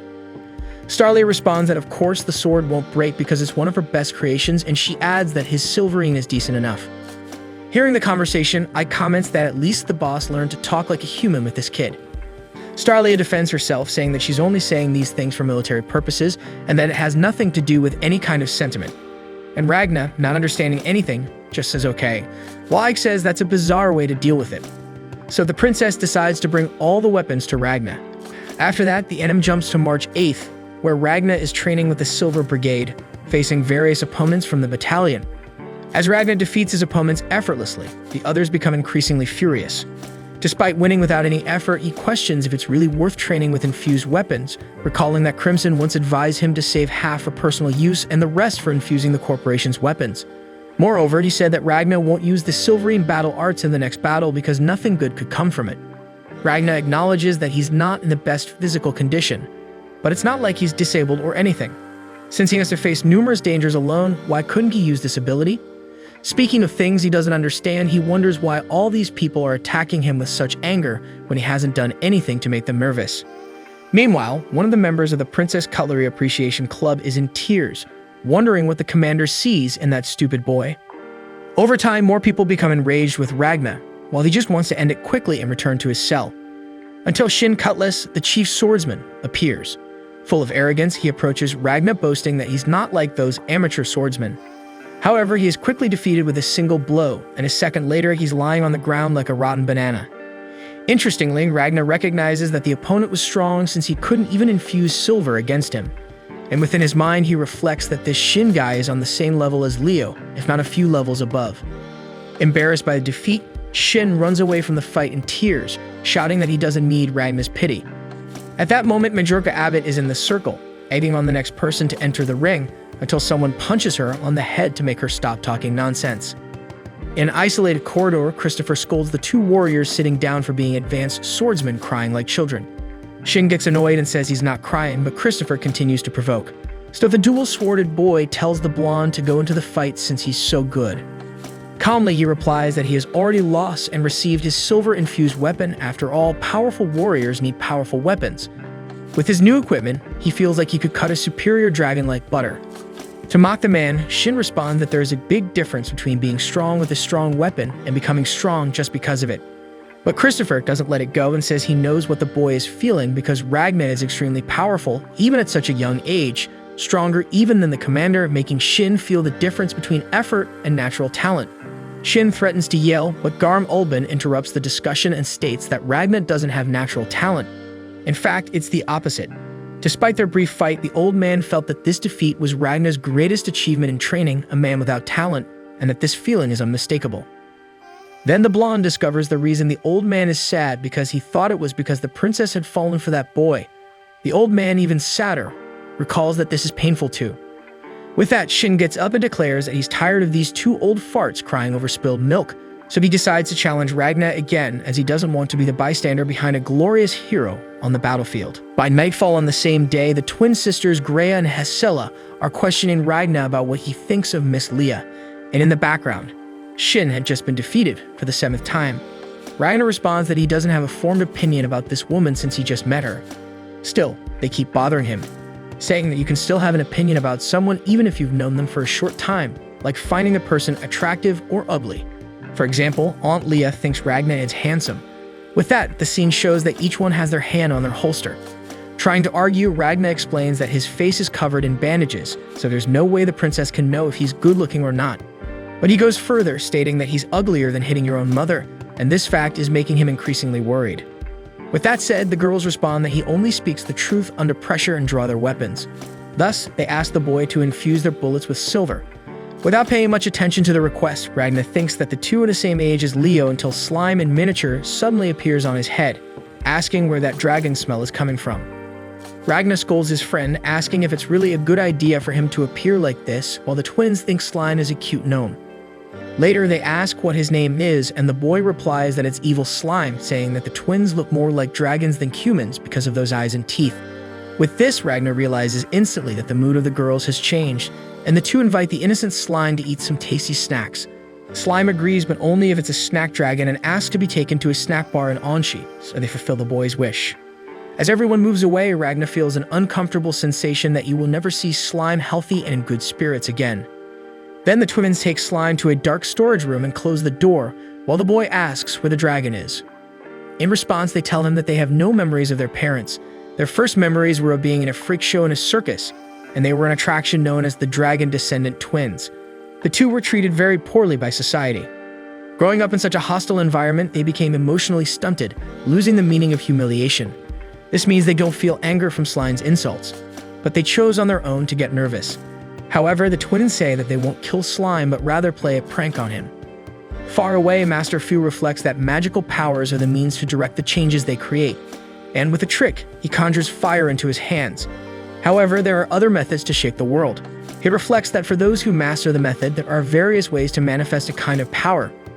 For example, superior dragons are masters of the most powerful form of magic, and the blood that runs in their veins is a form of magical expression.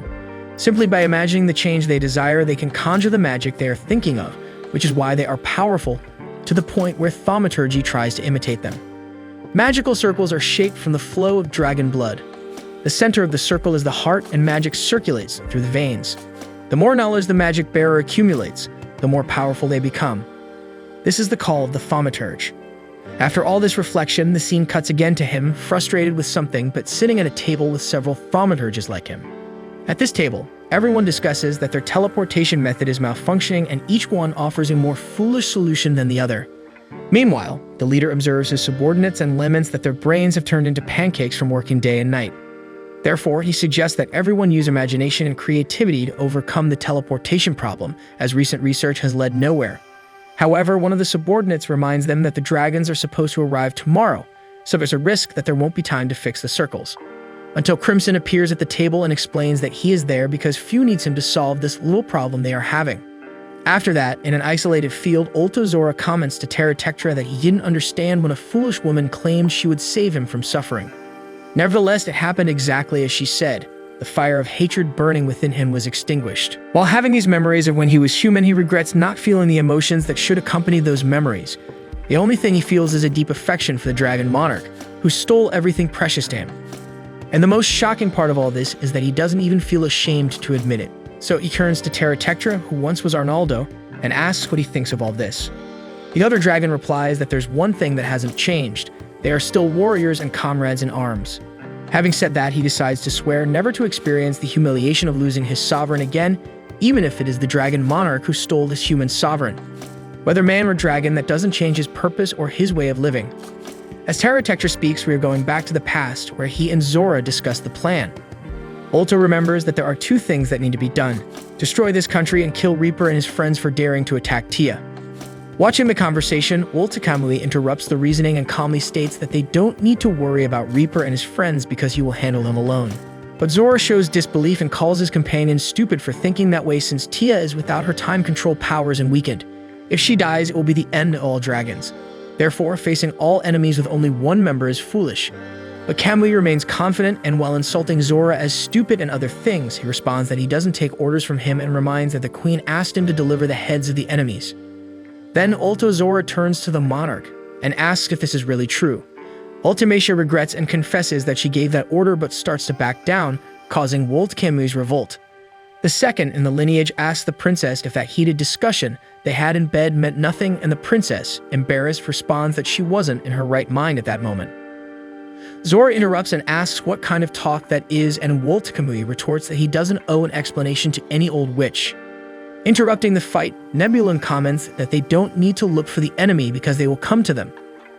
Zora asks how he knows that, and the boy responds that it's just a battle intuition. As he speaks, memories of his fight against Ragna invade his mind, making him affirm with hatred that he will protect the princess at all costs. To provoke, Zora praises the boy's courage and comments that he has finally become a little man.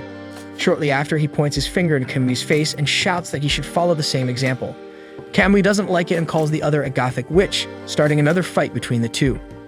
Ultimacia interrupts the discussion and asks if Kamui and Nebulum stay, who will destroy the country, since fulfilling God's determinations is more important than her own life. Boldly and shaking his silky hair, Ulto Zora says to leave it to him, but asks the queen to understand that he no longer intends to be merciful with humans. The original plan was to gather as many humans as possible in the capital and have Nibu's barrier erase them all without suffering or fear. After doing this in the capital, they would move on to the next city and do the same. But this would not be possible without some dose of violence. Convinced by the argument, Ultimacia decides not to question the methods of the lineage. From then on, it was without mercy. This response satisfies Zora, but he continues to recite the plan, saying that they should order the 40,000 inferior and median dragons in this country to attack the enemies.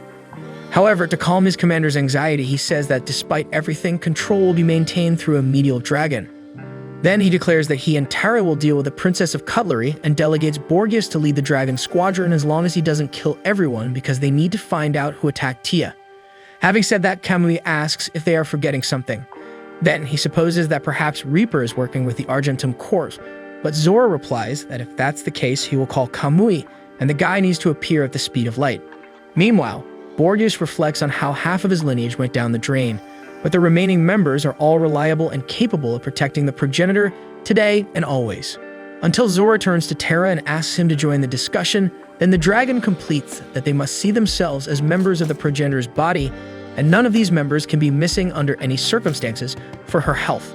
Having said that, he laments that the lineage has already suffered a huge humiliation by losing half the group and demands that none of those present die under any circumstances. And above all, that everyone fulfills their mission. In a warehouse, Princess Starlia demonstrates a magical technique that forms a cage from silver pieces. This technique is supposedly effective against dragons, making it difficult for them to move around. Putting that aside, Ike takes the opportunity to ask the princess for her opinion on what Krish Weiss said about defeating 3 of the superior dragons at once and battling the monarch dragon in the capital. Upon hearing this, the princess mentions Ike's vision problem metaphorically, stating that everything Krish said is clearly a mix of truths and lies. Therefore, one should not be distracted by non-essential information. Ike accepts the advice but reveals that there's something he can't ignore: what the redhead said about the superior dragons once being human and gaining their powers through the monarch's blood.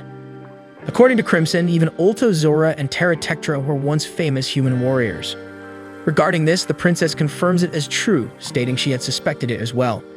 She uses the twins Majorca and Fu as examples, saying that individuals born with high levels of magical power often have non-human characteristics, and the more powerful they are, the more pronounced these characteristics become. So the question remains about the fact that the highest order dragons are so similar to humans. They are not imitating humans, but rather humans who have become dragons. Contemplating this, Ike is apprehensive about the upcoming battle, but Starlia says it's easier to fight when dealing with a different species.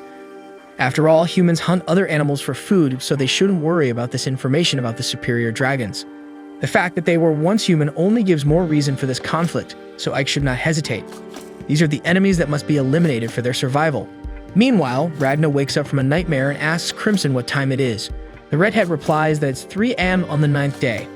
The two then catch up on each other's progress, both doing well in their respective roles, especially Crimson, who believes he helped the magicians significantly with the teleportation circle issue. Leaving that aside, he mentions that Ragna is wondering why he advised against using Silverine battle arts, a silver art. But before answering, he asks if Ragna could defeat Woltekemwi if they fought right now. With some difficulty, Ragna admits that he couldn't. Crimson is relieved because his partner at least has that much sense. Woltekemwi is formidable even among the superior dragons, so it's better for Ragna not to confront him at this moment. Moreover, this is the reason for not being able to use Silverine battle arts. The adversaries already know Ragna is a human emitting Silverine from his body, and a common superior dragon wouldn't stand a chance against him. If they discover Ragna's location, Ulta Zoro won't hesitate to call Kamui, who will undoubtedly appear instantly. In the current situation, that would be a certain defeat. Therefore, Ragna's only option is to try to save as many people as he can. Meanwhile, Ike descends a ladder and enters a corridor. When he finds Fu acting strangely and asks who the woman is that ended up making this circle much better, Ike thinks it's good. However, Fu feels humiliated because, in their interaction, Crimson proved to be much more intelligent than him without any arrogance. The circle has improved so much that Fu no longer feels like it's his creation. Back in the cell, the twins return the poor, shattered Mr. Slime to Ragna. After going through all this humiliation, the little one becomes quite sad because he lost the pride of being a superior life form above humans and dragons and having gone through all that. Ragna didn't even know Slime had any sense of pride, but Crimson soon arrives in the cell and asks why the guy returned to this place. Ragna says he can only relax in this location. In any case, Crimson confirms whether the guy saved half of the Silverine in his body and tells him to infuse all the remaining in a single weapon for him to use. In this case, he just needs to take a sword from the princess, but must do it as deep as possible underground to avoid drawing attention from the lineage. Before Crimson leaves, Ragna asks to talk to Mr. Slime, who is in bad shape. What the redhead does is slap him so hard that the little creature splats on the ground and then gets up all happy, as if it doesn't remember anything. The wizard confirms that only a good hit is needed for Slime to forget any bad memories. That said, he tells Slime to keep an eye on Ragna until the end of the imminent battle. Next, the wizard says that the battle will probably start around sunset, so it's good to prepare as quickly as possible. Before leaving, the princess appears. She asks Crimson about the people who were suddenly becoming discontented but have calmed down, but the wizard says he knows nothing. Anyway, there's also something the girl wants to discuss with Ragna alone. He follows her through a corridor, and then she says that normally she would prefer to create a weapon just for him. Unfortunately, time is short, so he'll have to settle for one of the ones she presents to him. Ragna praises the quality of the swords, and the girl boasts that even though they are mass-produced, she made them. In any case, there's something she needs to tell him before the battle starts. Meanwhile, the tutor secretly observes that the girl is meeting alone with the man she likes. Starlia tells Ragna that after the battle, she will join the Solarians. Even if the plan succeeds and they escape with all the soldiers and civilians, the future would be uncertain because it's difficult to feed more than 1,000 people in an unknown country. So the only way to solve this is to become a member of the Solarian Church and become a dragon hunter so that in return, they protect her people. Ragna then asks if she knows what the Solarians are like, and the princess responds that they tried to recruit her once. She was not pleased with the offer and refused, but the situation is different now. The problem is that if she loses her life in this battle, people will have no future even if they manage to escape the country. That said, she decides to ask Ragna that if she doesn't survive, he should join the Solarians in her place and lead her people and the soldiers. Of course, the boy isn't obligated to do this, but Starlia pleads with him to grant this request, and in return, she can do anything the guy asks. Ragna immediately refuses because he doesn't like this religion, so she'll have to become the dragon hunter on her own. The girl says she couldn't do it, and this leaves Ragna wondering why she's acting as if death is certain. Starlia says she has always lived based on her intuition rather than common sense, and that's what made her who she is today. Deep down, she recalls that since they began facing the blood of the wing, she has had this premonition that she is destined to die at the base, but she doesn't want to show this weakness. Therefore, she says that as a commander, it's natural to prepare for this kind of situation. Now changing her stance, the princess becomes more authoritative, abandoning the desire to make him like her. She points her swords at the guy and comments on him, saying that she could use him. So the guy is her subordinate in this battle and must obey her. With this, Ragna thinks about how incredible the princess is. During battles, he rarely thinks about dying at the base, and when he does, He imagines that it would be okay if it happened. The princess, on the other hand, is fully prepared for the worst, making him see her as much more capable than he is. And finally, as he always wanted people like her to survive in his place, in response, Ragna uses Silverine's battle arts, putting the rest of his power into the three swords, and says that Ulto Zora, Terra Tectra, and the dragon army will perish before his blades. Almost crying, the princess suddenly flies away, leaving Ragna confused. The tutor asks what's happening, and the girl says that her swords are completely unworthy in the face of his effort. With all this, and after the compliments, the girl feels completely humiliated, but this increases her determination not to kick the bucket so soon, to still get stronger and forge great swords. When the dragons start to appear, the citizens of the capital wonder why the creatures are coming out of the royal palace, and soon the attack begins. For some reason, the soldiers remain motionless and then start firing at the population. It turns out they are all under the control of Ulto Zora. Even the sword-wielding hunters end up being hit. From the people on the ground, red lines of energy begin to rise to the sphere of the Borgias dragon, which has already started to regenerate its body. Through a vision beyond reach, the progenitor observes the entire massacre with a sad face.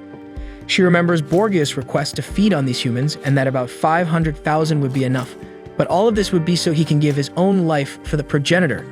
Besides, Nebulin would take on the role of commanding the beasts, a good opportunity for him to gain experience. Anyway, the ancient dragon knows he won't live for much longer, so this is a chance to use the remainder of his life for the monarch. Moreover, after surviving the madness of the ancient monarch and the destruction of the lineage, Borgias lived only with the desire to see the lineage restored, and this wish was fulfilled by the progenitor. With this, Woltakemui appears totally insensitive and says to let the old man do whatever he wants. He even supports this line of thinking. Back in the present, at the base, the sun is already setting and the Silver Brigade is gearing up for the arrival of the enemies. With a few words from Ulto Zora, tentacles emerge from the ground, and the princess realizes that the barriers she had placed in the earth have been broken. Despite it being a massive attack, she believes the base can withstand it. However, at that moment in the sky, Terra Tectra appears in its dragon form. It begins to descend, and Starlia is on the verge of despair, but she remembers a tip from Crimson to counter this attack. The impact causes minimal damage, while Ulto was certain it would explode the cliff. Through mental communication, Terra Tectra states that it was neutralized just before the collision. We see Ragna standing at the edge of the fissure formed by the collision, and it's revealed that it was the swords emitting the Silverine that halted the attack. They still don't know that this is the Reaper they fear so much, so Ulto refrains from calling Kamui.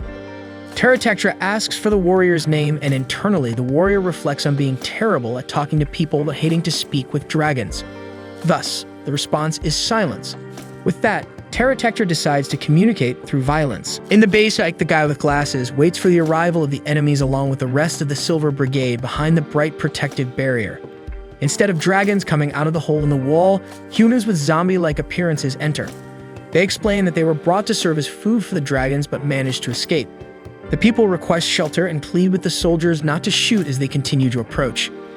It's at this moment that Ike recalls Crimson talking about Ulto Zora's chemical synthesis power enabling the hypnosis of victims.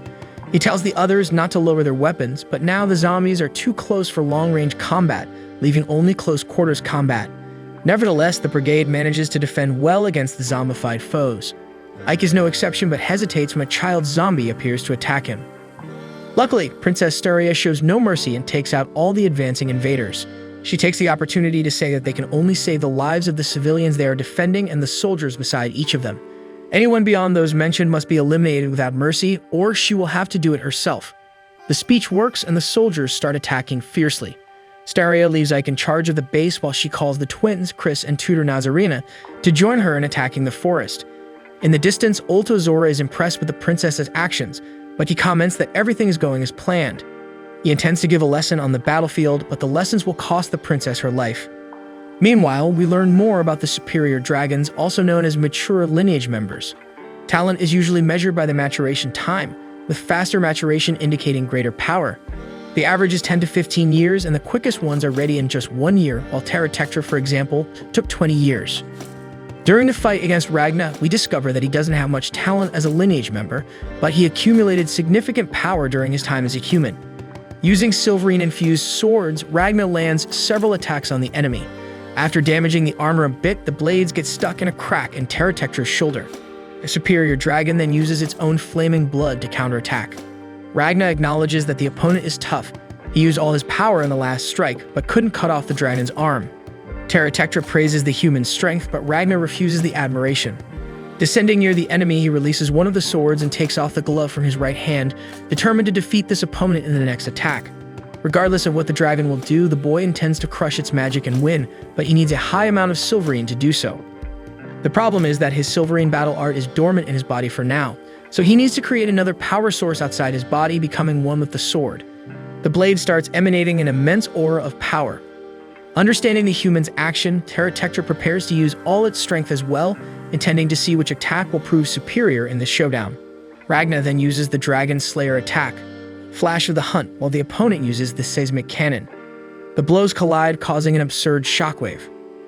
While this battle is taking place, Steria is using her power strategically, delegating power to others for greater utility. We see the arm team flying with silver pieces as if they were the Silver Surfer.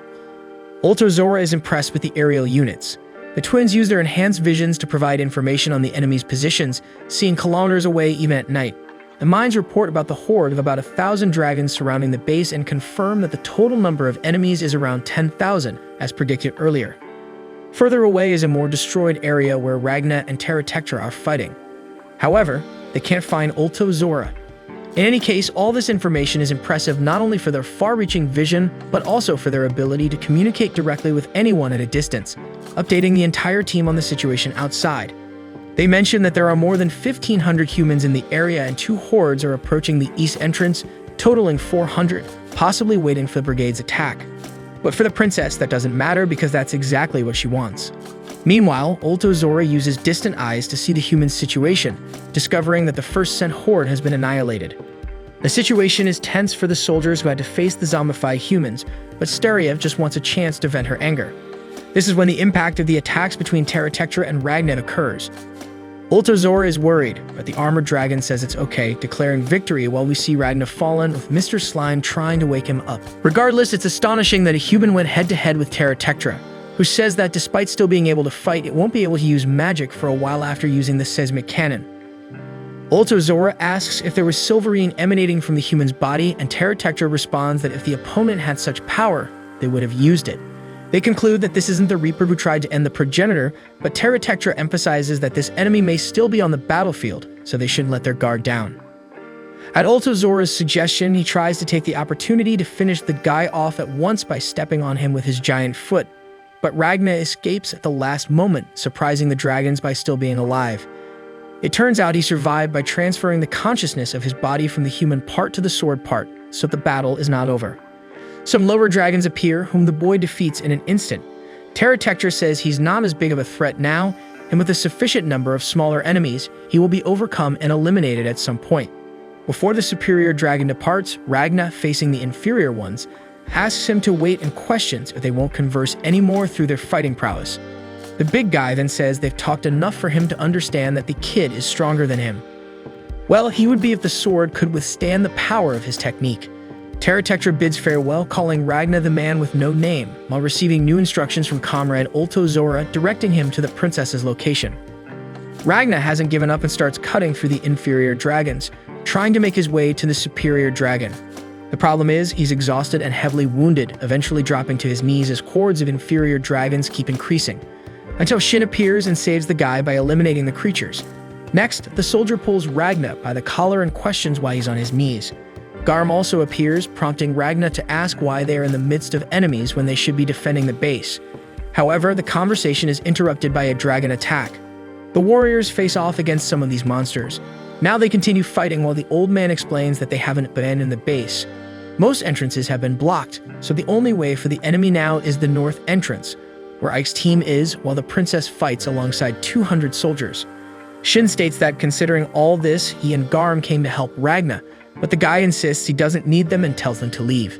They continue facing the creatures while Shin calls Ragna stupid for refusing help, but the guy just doesn't want people to keep going from the base in his place.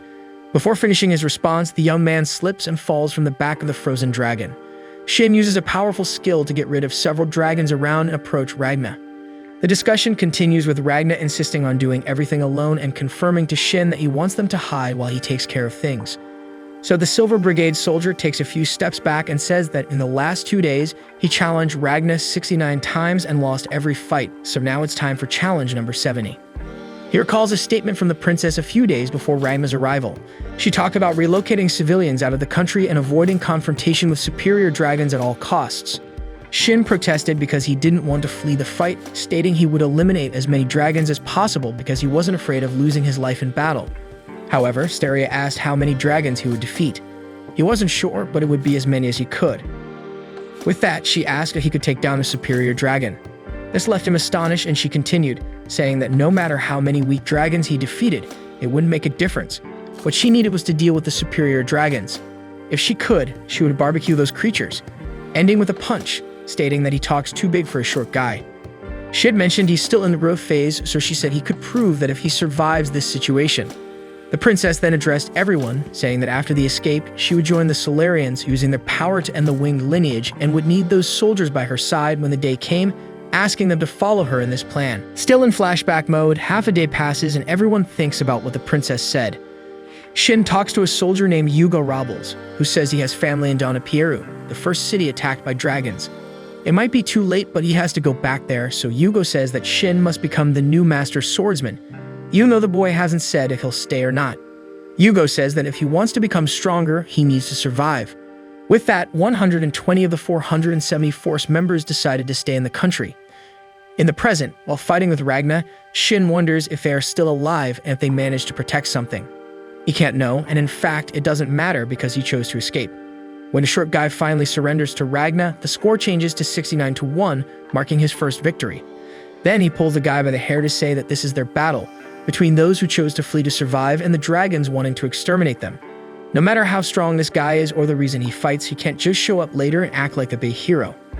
Ending the conversation, the old man has already cleared the area around them. He starts boasting about wanting to get stronger, but Mr. Slime draws their attention not to lose focus because the eruption dragon escaped and they need to go after it. So they walk away, with Shin planning to hunt and eliminate the 5th seat of the lineage. Meanwhile, the princess creates a cage of magic barriers, questioning if Ulto Zora thought he would have an advantage in the forest where she can simply turn the forest into her territory. The twins warn that the ground dragons have retreated and no aerial shooter was lost. On the ground, damages were minimal, and the soldiers remain willing to fight. With this small victory, the magic circle is doing well, mainly because they added a vertical dimension to level everything. For the princess, the biggest advantage is that they don't need to win, just survive to gather enough energy from the defeated dragons to use in the teleportation magic. The problem is that Ulto Zora has analyzed the princess well, both her extraordinary actions in this battle and what has been recorded about her. The dragon knows that she wouldn't risk the citizens' lives in a senseless battle, so he has figured out her intention, which is to use the magic absorption circle to take the energy from the eliminated dragons and use it for teleportation magic. Ulto Zora knows this because when he was part of the Solarians, they were studying how to use dragon energy in combat, and now he's seeing the studies being successfully implemented. In short, he knows exactly the human's plan. Princess Steria possesses an incredible ocular ability. It's not any Byakugan, but she can perceive the aura emitted by all of creation. Dragons, however, lack this aura, but that doesn't mean Steria can't recognize these creatures. She perceives them as dark masses, contrasting with the natural brilliance of the world. Thus, she can identify the dragons. The problem is that the forest she's in has become draconic and everything around has turned completely dark. In this place, the princess can't perceive the movement of the dragons. As a result, the movement of people under Ulto Zora's control made her realize something was wrong. Steria notices a strange pattern in the movement of zombies and quickly understands that it's not random. The superior dragon already knows that only humans can be teleported within the magical circle's area, at least that's how he interpreted it. So the strategy is to have the zombified humans fill that area to increase the magic needed for teleportation since, in a way, they are still human. Thus, the princess's strategy is compromised for now. Despite these adversities, the princess prefers not to act clueless and remains resolute. An unnoticed dragon attempts a fire attack, but Steria uses a magical barrier to protect herself and her followers. Nevertheless, the power is impressive because it comes from a dragon that has lived long enough to become experienced. These inferior and median dragons can learn some of the spells of the mature dragons that created them. The princess asks if the Smekbers can aim from above, but the aerial support is occupied with several small tornadoes created by other dragons. To Ulto Zora, mature dragons are the perfect pawns of the lineage, as dozens of elite hunters would need to unite to defeat just one of them, and at the moment, they have about 40. The superior dragon feels quite content with this situation. The advantage is clear. When Steria tries to attack a nearby enemy dragon, another smaller one uses a barrier spell to stop the attack. This protective barrier doesn't allow anything from outside to pass through, but it allows anything from inside to pass out without any problem. Meanwhile, Ultozora calculates that the magic absorption area of the circle is 2 kilometers, something that surpasses the magical capabilities a country like this could normally create on its own. Therefore, it's clear that there is something more behind all of this. The superior dragon recalls Nebula mentioning not seeing the face, but there was a woman with white hair and a black dress who used a magic perhaps more powerful than his own barrier magic. Despite being in the advantage, Ultozora is not counting on victory yet because several things have happened beyond expectations, and the tide can turn in an instant depending on what might happen next. After all, even if the battle is won, it would be a defeat for them if the princess escapes. There's the possibility of her realizing that there's no chance of victory and abandoning the civilians, activating the teleportation magic. For a definitive victory, they need to take control of the magical circle at the base. Meanwhile, Ike faces a complicated moment while defending the base. He realizes that all the soldiers on the front line were suddenly eliminated. He didn't even see how it happened despite keeping an eye on them the whole time. The current enemy is a white dragon with purple eyes, which when opened makes all magical defense grids disappear. The creature approaches while Ike can only try to decipher what's happening. Regardless, knowing that even though small, this must be a mature dragon, Ike orders the men to fall back to the second line of defense and requests support from the marksman. Only now does he remember a warning from Crimson about the Monarch ultimation being able to control time, and that mature dragons would surely replicate this ability in this battle. That's exactly what's happening, and the creature not only stops time but also releases powerful energy bursts, wiping out several soldiers at once and knocking Ike to the ground. Not sure of what's happening, Ike doesn't know how to deal with this type of enemy, but remembers that the princess left him in charge of the base. So he starts going on the offensive, imagining that the dragon's power has a time limit. Otherwise, he would have been eliminated already. He also thinks that the creature needs some time before using the power again, so time to attack is now before the creature can stop time again. After a leap, Ike uses the sword to defend against some energy bursts and almost lands a precise blow, but the dragon manages to dodge, leaving only a silver mark on its shoulder. Before the monster stops time again, Crimson confuses it, appearing out of nowhere and making the creature think he is the monarch. The mage throws a spherical grenade in the air, and still confused, the dragon decides to stop time. But this turns out to be its worst mistake, since as soon as time stops, the magical grenade activates, emitting a good amount of sunlight, burning the dragon completely. With the creature eliminated, time starts passing again, while Ike and the others are confused and somewhat blinded too. Crimson explains the magical grenade, which is a weapon that emits accumulated sunlight, but this one was modified to explode automatically when it detected that time had stopped. And that's precisely what makes it so effective, because with time stopped, the dragon continues to be burned by the sunlight, as a normal grenade would just explode and end the effect immediately. The agony prevents the creatures from thinking straight, and they end up not being able to process what's happening. Crimson then mentions that to defeat an enemy that stops time is necessary to turn the static world into an unbearable hell. At least that's the simplest way. At this moment, Ike notices other people on the scene, who are the 1,500 citizens who were under the brigade's protection. They told Crimson that they didn't want to stand still while the soldiers fought alone, so the mage felt touched and equipped them with weapons. But of course, with this redhead, there's always something behind it. These people are hypnotized, and Crimson does the same with Ike and the other soldiers so that they think everything is fine, because the mage already knows that Ultozora has figured out the teleportation plan and placed the zombies in the circle area to double the amount of magic needed. Therefore, for Crimson, the best way out is to have the hypnotized face the zombified to reduce the number of humans in the effect area. Meanwhile, the 13th member of the lineage Urshgulrun is tearing down walls in an attempt to bypass the barriers on the way to the base. However, he can't succeed, so he starts shouting in frustration. Unluckily for him, the noise bothers Fu, who is dealing with stress due to insomnia. Fu prepares to launch an attack while recalling the conversation with the princess about needing nearly 18,000 lesser dragons to activate the magic. The number is concerning, but the guy explains that defeating medium or mature dragons would bring dozens or even hundreds of times more magical power to the circle. Finally, he informs that he will take a nap when the fight begins. Having said that, in the present, Fu defeats Urshgulrun in the blink of an eye, using the power of his right arm, and absorbs all the dragon's magical energy. He feels satisfied for having taken down this enemy before losing control. The problem is that Majorica and the others start beating him up to regain consciousness, claiming that he had lost control of his arm.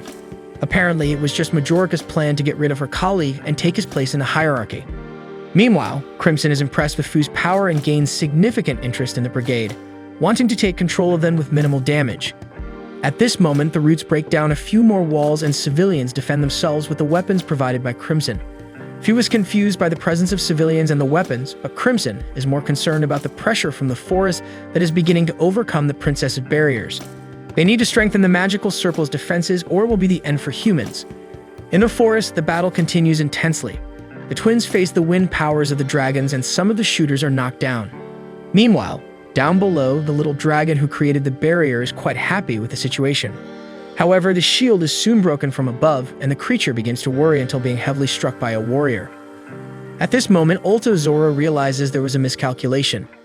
He didn't anticipate that the princess would dispatch her troops to break the shield with their own strength instead of continuing to shoot from a distance. Thus, he concludes that the more insane the commander, the more insane his men. In the meantime, a warrior informs Steria that they have taken care of the fire-spitting dragon, but the other one with thorns is not around. She suggests he is probably on the cliff. She is ready to dispatch the troops again when the wind dragons start attacking from above after overcoming the brigade's air force. Zora considers it normal for the princess to remain at a disadvantage due to her lack of experience in large-scale battles. In this case, she commanded the defense and attack with an overwhelming disadvantage without realizing how it could quickly exhaust her. Thus, it is proven that being able to do anything one focuses on can have its disadvantages. The superior dragon, despite enjoying himself, considers the party over. However, Terratectra warns about something about 300 meters behind him. Checking for himself, Zora sees Ragna and the others advancing fiercely, while Terratectra reports losing a third of the platoon. Of course, if they continue pressing for numerical advantage, they will eventually win, but the number needed to do so is larger than expected. Meanwhile, the guys keep advancing with no time to catch their breath. Garm acknowledges that they can't even get close to Terratectra due to the overwhelming number of enemies in the way. However, despite the circumstances, Ragna won't give up. He continues advancing with determination. Shin simply can't understand how the guy remains firm even in these conditions, almost crawling, but this serves as motivation for him to continue as well. Inside, Ragna is suffering a lot. He can't breathe, feels pain, cold, and the urge to stop, but he knows he can't give up now. He needs to hunt Terratectra, Zora, and the horde of dragons to collect the magic. He wants to protect everyone on his own, so no one else has to lose their life. At this moment, he remembers what Shin said earlier about him not being able to just show up at the end and act like the big hero. Those words hit Ragna like a punch in the stomach. Anyway, he felt somewhat relieved to hear that, but future Ragna considers it a weakness because he always survived, always was the only one to remain alive. So he thinks he can only stay with people whose deaths won't hurt him or who won't die either. When the three stop in front of another group of dragons, Ragna resumes fighting impressively, taking down all the creatures alone. As always, this surprises the other two, as even with one foot in the grave, he continues with insanely effective techniques. At this moment, Zora realizes he made a miscalculation, but that's something that can happen on the battlefield from time to time, persistence. On the other hand, Ragna feels something strange, a sense of despair as defeat seems certain. This is common for future Ragna, and at this moment, more than ever, Ragna feels the proximity of his future self, and to him, that is like returning to hell. Ragna has already learned that the aura flowing through everything in this world does not flow dragons. Instead of this aura, they possess magical power, something beyond that alters this world, and that's why Silverine exists. The world created this power to resist the transformative powers of magic. While Ragna reflects, enemies approach. With half a second left before the nearest target reaches him, he uses this time to refine Silverine's freezing ability. Ragna then advances to launch the attack, knowing that he only needs one sword movement to defeat his prey. He also understands that Silverine's battle art is not the only thing that made the future Ragna so powerful. There's also what he learned from experience, the ability to survive a battle. Imagination is essential. It's hard to accept that all this happened in just half a second, but let's assume the guy has an ultra-fast thought process. Next, Ragna moves the sword forward, and from the blade's tip emanates a large amount of Silverine, freezing and eliminating all advancing dragons at once. He does all this with the thought that he only needs to mentally visualize the attack's result for everything to happen. And thus he remembers, while facing another group of dragons, that for him, moving a sword is like conjuring the image of a dragon-free future and bringing it into reality. Meanwhile, Terratectra also has his reflections. He knows that when enemies become persistent, they also become more resistant, spreading to others around. Zora agrees but says it doesn't matter how much they endure because the princess is already on her last legs, as we can see. The poor thing needs protection because of her injuries. Steria decides to head northwest, so the blonde soldier picks her up and carries her on his shoulder. Besides knowing the princess's condition, Ultozora reveals that he sent Platinum Tyra to attack the base, the one that stopped time, but he can no longer communicate telepathically with her, and Terratectra is also not hearing anything from Urshgoron anymore. Ultozora wonders if they were defeated while receiving information about the air squadrons being shot down as well. The most impressive thing for him is the base defeating the 13th seat and an elite mature dragon so quickly. Confirming that there are 5 minutes left for Terratectra's magic to recharge, Ultozora determines that this is the time the brigade still has to survive. He says he will deal with the soldiers outside and the ones who brought down the air squadron and asks his colleague to notify when he's ready. Terratectra asks if the companion is really aware of this situation because normally he wouldn't need his help to have a complete picture of the battlefield, and he may be rushing things. Anyway, the big guy's concern is for the princess and her men, so Ultozora reassures him, saying he will handle her. Meanwhile, Ragna makes a small mistake and sees that the last attack's effect was very different from what he imagined, so he needs to adjust the attack's form. The problem is that Shin suddenly appears and finishes off this dragon. Ragna is confused until Shin warns that he's helping. Out of nowhere, Ragna says the short guy is right, remembering that he told him not to act like a hero, and he was right about that too. He concludes that he shouldn't stop anyone who wants to hunt dragons and then apologizes, saying that Shin can fight as much as he wants while he will protect him as much as he wants. This still sounds a bit off the short guy, but Ragna says that fighting together means covering each other's weaknesses. So he moves forward and the others follow him. Ragna is internally fighting to overcome hell because for him, the more he experiences desperate situations like his future self went through, the more he adapts to it. Therefore, he wants to overcome this hell to gain the power he has in the future. Shin, on the other hand, doesn't like Ragna's abyssal power, nor that he hid it until the final minutes, but what he likes the least is getting excited like a child with any sign of approval from him. Meanwhile, Garm already interprets that Ragna did not have a power growth. It's more like the dormant instincts of a formidable warrior are gradually being recovered. As he suspected before, this guy's powers were refined for a long time, and what can be taken from it is to observe and fight together to absorb and learn what is missing for his technique. In the midst of this battle, Mr. Slime remembers that Crimson only said to keep an eye on the idiotic human, so it should be a problem to eat dragons in the meantime.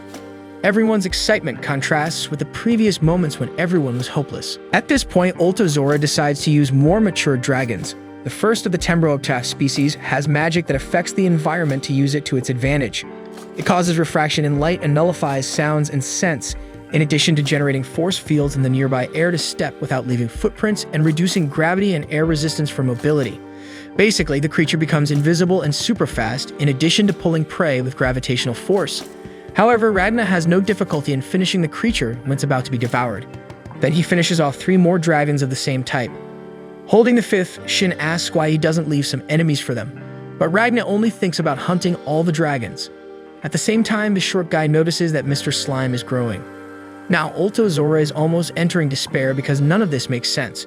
Not only did Ragna easily retaliate against those mature dragons, but it was like a technique he had already learned, so he is not only very strong. Meanwhile, civilians are facing zombified humans with firearms, which is also strange to Ultozora, not only because they are civilians, but because of the strange weapons he does not recognize. At least with the civilians' actions and expressions, he concludes that they have been brainwashed. This is very cruel and unusual, something the princess would not do, so there must be another person giving orders. The way of acting is similar to what happened in the capital when they used the best way to face Ultimacia, sacrificing civilians. Meanwhile, Crimson is taking control of the magic circle. After brainwashing civilians and seeing the amount of magical energy that Fu applied to the circle, the redhead brainwashes the other mages and hits Fu's arm to continue with his plan. Irritated by the way everyone blindly obeys, Fu asks what was done to them. Crimson scoffs, claiming he only turned everyone into friends, while the guy recalls the princess talking about the large mass of death she saw in the redhead. The guy feels the princess was right. Understanding what's going on in the guy's mind, Crimson begins talking about good and evil, stating that the princess is a very logical person who quickly grasped the situation. She knew that no matter what she said, if the decision was to discard the civilians and flee only with the soldiers, most of the troops wouldn't follow her. Even if it decreases the chance of survival, soldiers need a purpose, which in this case would be to protect the 1,500 citizens. Crimson continues, saying that now, with most of the army under control and chaos outside, they no longer need such a purpose. To explain the reasoning, he says that wickedness would be sacrificing valuable people for the sake of useless people, which is exactly what's happening. Therefore, good would be the opposite of that. The redhead concludes that the citizens understand their own survival is bleak and chose to sacrifice themselves for the greater good. Fu strongly opposes brainwashing and magical hypnosis, finding these actions terrible. Crimson, being a mage, tells Fu that he doesn't need a purpose like soldiers and warriors do. He even apologizes for the arm as it was a precaution against the guy's surprising power. With the help of others, Crimson has already taken measures to transport only the troops, with a third of the gathered magic being sufficient. Now it's just necessary to activate it, but only Fu can do that. Crimson expresses a desire to befriend Fu for this reason. Meanwhile, Ulto Zora is certain that the person who blew up the capital is the same one manipulating the citizens. It remains to determine who the Reaper is. For him, there's a high probability it's Ragna. The superior dragon even considers calling Kamui, but as Crimson predicted, he can't do that because the Reaper's power is too close to Kamui's, risking the possibility of the progenitor being taken to another dimension to be eliminated. It's precisely because Crimson knows Ulto Zora considers these details that he calculated his moves based on the fact that he wouldn't make inconsistent decisions. In the meantime, chaos is unfolding outside. Greya, one of the twins, is dealing with aerial combat when she's caught off guard. On the ground, soldiers continue advancing fiercely, even trying to calculate the enemy ratio.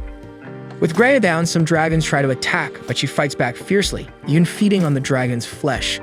Her sister, Hesula, also appears, and after recovering, they prepare to return to the battle. Back at the base, Crimson is flirting with Fu and talks about gender, stating that whatever he thinks is right. Crimson enjoys appearing so androgynous to be loved by everyone since people are capable of killing for love or even sacrificing themselves for those they love. While Crimson talks about wanting people to love him, especially Fu, who has powerful absorption magic in his body, the guy gradually loses consciousness and almost enters a trance. Crimson was about to tell him to activate the circle when Majorca interrupts, going against orders and calling Fu her brother. Crimson comments that they don't look like siblings, while Majorca is stopped by one of the hypnotized civilians who accidentally shoots at point-blank range. Fu tries to take advantage of an opening to retaliate, but Crimson quickly immobilizes him again. Now frustrated for losing the hypnosis link, Crimson tries a more aggressive approach, saying that he will eliminate one of the thaumaturges every 10 seconds, starting with the least talented. He begins the countdown, and the woman panics, thinking something is wrong because they drew the circle together and got along well. However, the countdown doesn't stop, so Fu surrenders, saying he will obey. At this moment, a bright light shines in the hall. Majorca undergoes a transformation with light hair and eyes. Crimson orders an attack, but the shots stop before reaching her. She declares her hatred for the redhead and orders him to leave. As she says this, Crimson and the civilians disappear and Majorca falls unconscious. Now out of the trance, the other thaumaturges are desperate, apologizing and stating they didn't see the truth. They pledge not to trust anyone blindly from now on. The question now is what happened to Crimson, and Fu imagines that he was teleported, but has no idea where. Far away, Crimson finds himself falling from an incredible height, understanding that he was teleported by Majorca. Just as absorption magic resides in Fu's body, teleportation magic resides in hers. Despite everything, Crimson finds it amazing because the brigade is truly full of talented people. The problem is that Crimson became too greedy with these things. Ulto Zora continues calculating the possibilities, considering Wolt Camus' absurd speed. He could leave the capital and reach the battlefield within 2 seconds. However, the telepathic communication of his lineage has a distance limitation, meaning he would need several medium-sized dragons to send any message to the capital, creating a kind of game of telephone. That would take at least 40 seconds to accomplish. Nevertheless, he has no intention of summoning Camus for this battle. Ulto Zora begins to wonder what the Reaper and the other person want with all of this. What is their motive for aiding the Silver Brigade? Besides luring Kamui into a trap, he believes there are 2 other reasons for their involvement. They might be trying to help the princess escape, defying the will of the progenitor goddess. Or perhaps the lunatic from the capital failed to use spatial magic for some reason and decided to join the princess to flee the country. But maybe the guy is just pretending he can't use magic to influence him to call Kamui, enabling them to return to the capital.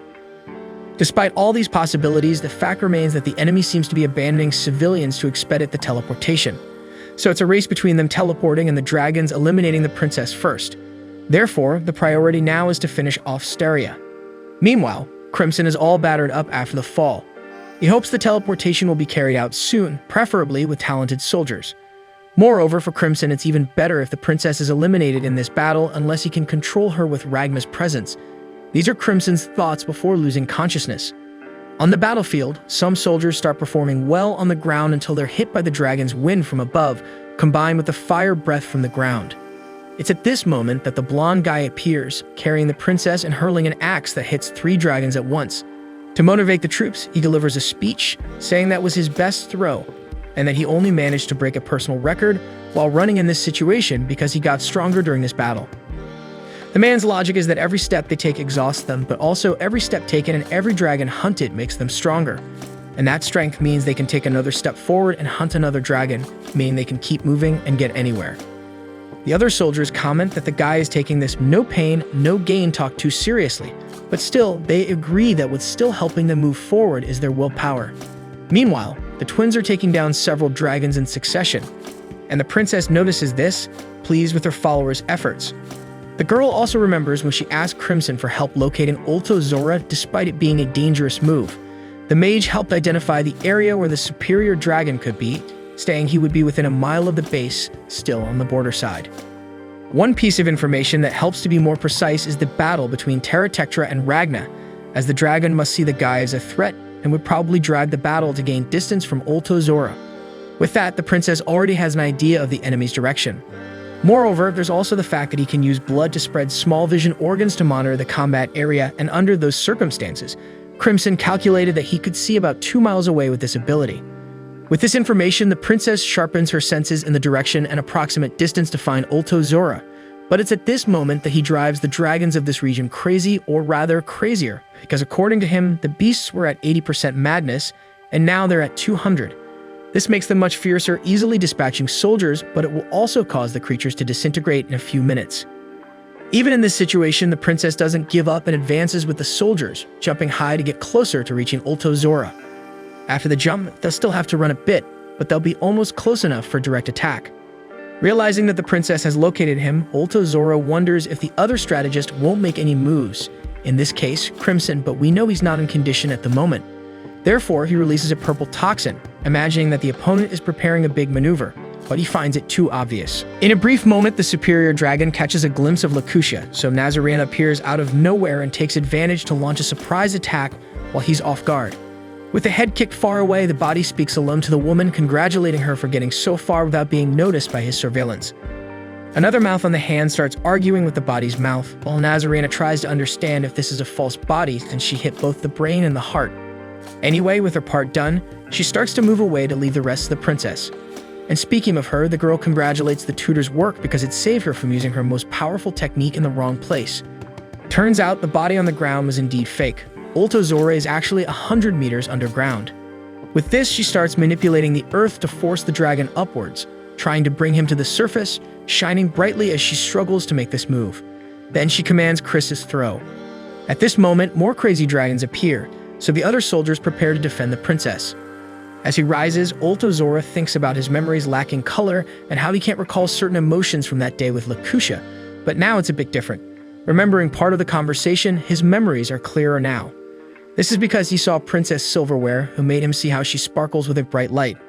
The dragon also thinks about the danger, knowing he should eliminate the girl as soon as possible, but still, as he's about to see that glow even closer and probably gain a bit more color to his memories, he starts to hesitate. However, it's at this moment that Terratectra communicates again with his comrade, stating that the forest is compromised, the magic level is rising rapidly, and Ulto Zora must not let the dragons enter the forest. Suddenly, everything starts to tremble. The dragon-headed roots on the ground begin to attack everyone around, both dragons and humans. Ulto Zora can no longer control it and wonders if it's a scheme of the opposing strategist. However, as the heads are attacking the brigade, what must be happening is that the dragon Borgias is recovering its primary power. On one hand, Ulto Zora is angry about this, but he also imagines it could be a good thing, considering something strange was happening to him when he was being dragged upwards. He was about to do something crazy. At this moment, Ragna and the others appear, barely able to speak due to exhaustion, but determined to continue fighting, as if they still had all the energy in the world, because all 3 of them want to become the strongest. Meanwhile, Terratectra prepares to use the cannon, aiming directly at the trio. He fires 6 shots in a row, causing massive explosions at the same point. There was a direct hit, but he cannot confirm if he managed to exterminate the targets because the smoke and flames are blocking his view. The big guy notices that the forest seems a bit calmer and asks how things are. Ulto Zora then analyzes from various angles and ends up finding the fallen princess, but lies to Terratectra, saying he didn't find her, but thinks she might not have survived, perhaps buried in the midst of all the confusion. Terra Tectra suggests making area shots to ensure casualties, but Ultozora tells him to focus on the guy who could be the Reaper. Not knowing why he's lying to his comrade, Ultozora also says that luckily, most of the Horde has left the forest, and they will quickly find the body considering the numbers. Then he forms the body near the fallen princess and begins to recall that from the beginning, he knew something was wrong. He was amazed that she was brilliant, disappointed that she was inexperienced, and excited to go to war for the first time in a long while. Even after realizing that the other strategist's garbage was lurking here in the shadows, Ultozora continued to focus on the princess. Now he questions if that was truly an impartial decision. He approaches the girl and recalls his past. He lived a life bathed in brilliance and wasn't like he is today. He had subordinates, companions, and the one for whom he would give everything, his sovereign lady. Everything shone in those times until the era of glory came to an end and he was transformed into what he is now. However, everything he lost on that day is right in front of him at this very moment. Still facing her, Ultozora says it was a pleasure to have met the Silver Princess, Steria Lys, and that it was a splendid battle. He also sincerely respects the brave efforts of her and her troops. Now there's a flashback on the other side, with Crimson telling Princess Steria, accompanied by Ike and Nazarena, about Princess Lacutia, a heroic woman who enchanted many warriors with her innate abilities and charisma. She had many military achievements with her leadership, and even the Solarianos came to consider her a miracle of God, becoming a dragon scourge. Upon hearing this, Steria says that even children know everything about her and always thought Lacutia was an imitation of her. Crimson then says that nevertheless, the world believes that Steria is the reincarnation of Princess Lacutia. Next, Crimson comments on the changes that occurred with Ultozora, that not even under the Bloodline's blood oath could he serve the enemy in his original form. Finally, the redhead asks her not to give up the fight because her and the Truthsway will act like a slow-acting poison on Ultozora and drive him mad. Back in the present in the forest, the guy decides to make the princess part of the lineage. At this moment, she wakes up and realizes she's close to victory. Ultozora says her brilliance should not leave this world, so he will make the request to the monarch. Somehow, the superior dragon thinks this will solve not only their problems but also the princess's troops. Still on the ground, she asks him if he knows why she shines so brightly. She answers that this world created the Silverine to be the desire of resistance. Therefore, the control she has over the Silverine means her splendor is the will of the world itself. Steria also says she wasn't a match for Ultozora as a general or a warrior. But that doesn't matter because if there's an area where she surpasses him, it's this magic-inundated realm where the princess has a high desire for resistance and she can shape it. Now more imposing, while summoning a giant silver weapon, the girl says her talent as a warrior or general isn't what makes her most proud, but the ability to forge silver weapons. She then strikes the weapon into Ultozora's chest, pinning him against a tree and freezing him and everything around. Even while frozen, the dragon can still speak and begins to say that the princess is delirious, perhaps from the toxin he released earlier. At this moment, two soldiers appear to take her away. After they move away, Chris approaches and pulls the weapon, saying they haven't lost yet. Steria communicates with the rest of the troops to motivate them to keep going while continuing to share her power, especially with Chris, who concentrates everything on the spear and aims it at Terra Tectra under the princess's command. Realizing this, Ultozora warns his comrade, who in reaction uses the cannon to confront the weapon, creating a massive explosion and generating a huge amount of silver. Through the vast sphere of silver and smoke that emerged from the explosion, Chris's thrown spear pierces through, demonstrating everyone's determination not to give up easily. Ultozora emerges from the ground in a monstrous form, attempting to attack the princess, who is saved by Nazareth. It's at this moment that the weapon hits Terra Tectra, piercing through him, but Ragna comes running right behind. Shin realizes he's trapped in a bubble and isn't sure what happened to him to end up standing there while Ragna continues advancing. The guy is frustrated because he decided to escape that day, but even during the escape, he can't perform well. When Ragna grabs the spear, Terra Tectra prepares to use the cannon, but the hunter employs a powerful hunting flash that resembles a Kamehameha, overcoming the opponent at once. Ultozora is disbelieving while Ragna falls onto the slime, who praises the guy's performance. However, Ragna is more concerned because what happened was that Terra Tectra exploded at the moment of the attack, so he needs to act quickly. Meanwhile, Ultozora is in despair for losing his partner. He starts shouting for a response from his comrade, who replies. Ultozora is happy, but not for long, as the big guy warns that he won't last much longer. He avoided going down instantly when he exploded upon impact, but now he's on his last legs, unable to regenerate from damage at this level. Terra Tectra mentions that he swore to fulfill his duty without dying, but now he feels so pathetic that he can't express the remorse he feels for his progenitor. Ultozora denies all of this, saying that the real blame is his for not lying to Terra Tectra, so the big guy is suffering the consequences of Zora's actions. However, the partner says that no one can judge his actions. What matters now is that they prevail. Terratectra also states that it's not Zora's fault. He recalls loving Princess Lacutia like a warrior loves his lady, but Zora loved her as a man loves a woman. Despite everything, the big guy feels that he wasn't sincere enough in calling Zora a comrade, so he thinks these are the consequences of his lack of sincerity. Still, he can think of only one way for them to fulfill this mission, if Zora agrees. He doesn't know how to address the other if he can't call them comrade anymore, but still, Zora is the commander in this battle and must make the decision. With much agony, the dragon commander decides to send his partner to explode again so that his sacrifice takes the enemies of the progenitor with him. Terratectra apologizes and bids farewell while Zora moves away from the area. The big guy then concentrates all his power to cause a massive explosion, sweeping everything in its path. However, Ragna manages to arrive in time to stand between the explosion and the humans. He uses a continuous barrage of silverine to contain the explosion on his side, but the situation is not easy. In the distance, the soldiers notice the brightness of the explosion, and the princess reveals that Terratectra exploded and Ragna is holding the impact, warning that if he succumbs, this entire area will be devastated with no escape. The hunter resists bravely, while Mr. Slime also arrives to offer moral support. Ragna realizes that he can't freeze this side of the explosion, but he can still gather more power. The problem is that the weapon is almost breaking. Observing from afar, the princess wonders if even Ragna has enough power to suppress this impact. Despite being worried, she feels that Ragna is keeping part of his power in reserve. When trying to understand why, she concludes that it's because of her sword, and she begins to lament, realizing that this must be the worst day of her life. The princess is on the ground, feeling completely defeated, recalling that when she decided to fight on the surface, she had 200 soldiers following her, and they were being eliminated one by one. Now only a few are still alive. All others sacrificed themselves following Steria's orders, while she continued to be entirely overwhelmed by affliction several times. At this moment, she stands up, knowing that she just wanted to keep crying, but despite all this, she's not the type to leave her fate in the hands of another person, even if it's the man she loves. Now, much more determined, the princess says she will continue moving forward and will prevail. For this, she still asks for the support of the soldiers on site to take care of everything, while she projects her consciousness near Ragna. When the weapon is almost destroyed, the princess puts her hand on the sword with him and says she won't give up. Meanwhile, Nazarena and the others are protecting her static body from the dragons that still try to attack. Together, they don't give up, and Princess Steria tells him to use every fraction of his strength.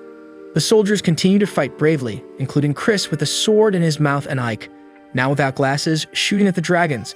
They encourage each other by exchanging insults, while the twins attack again from the air, Hesela using a firearm and Greya using her paralyzing scream.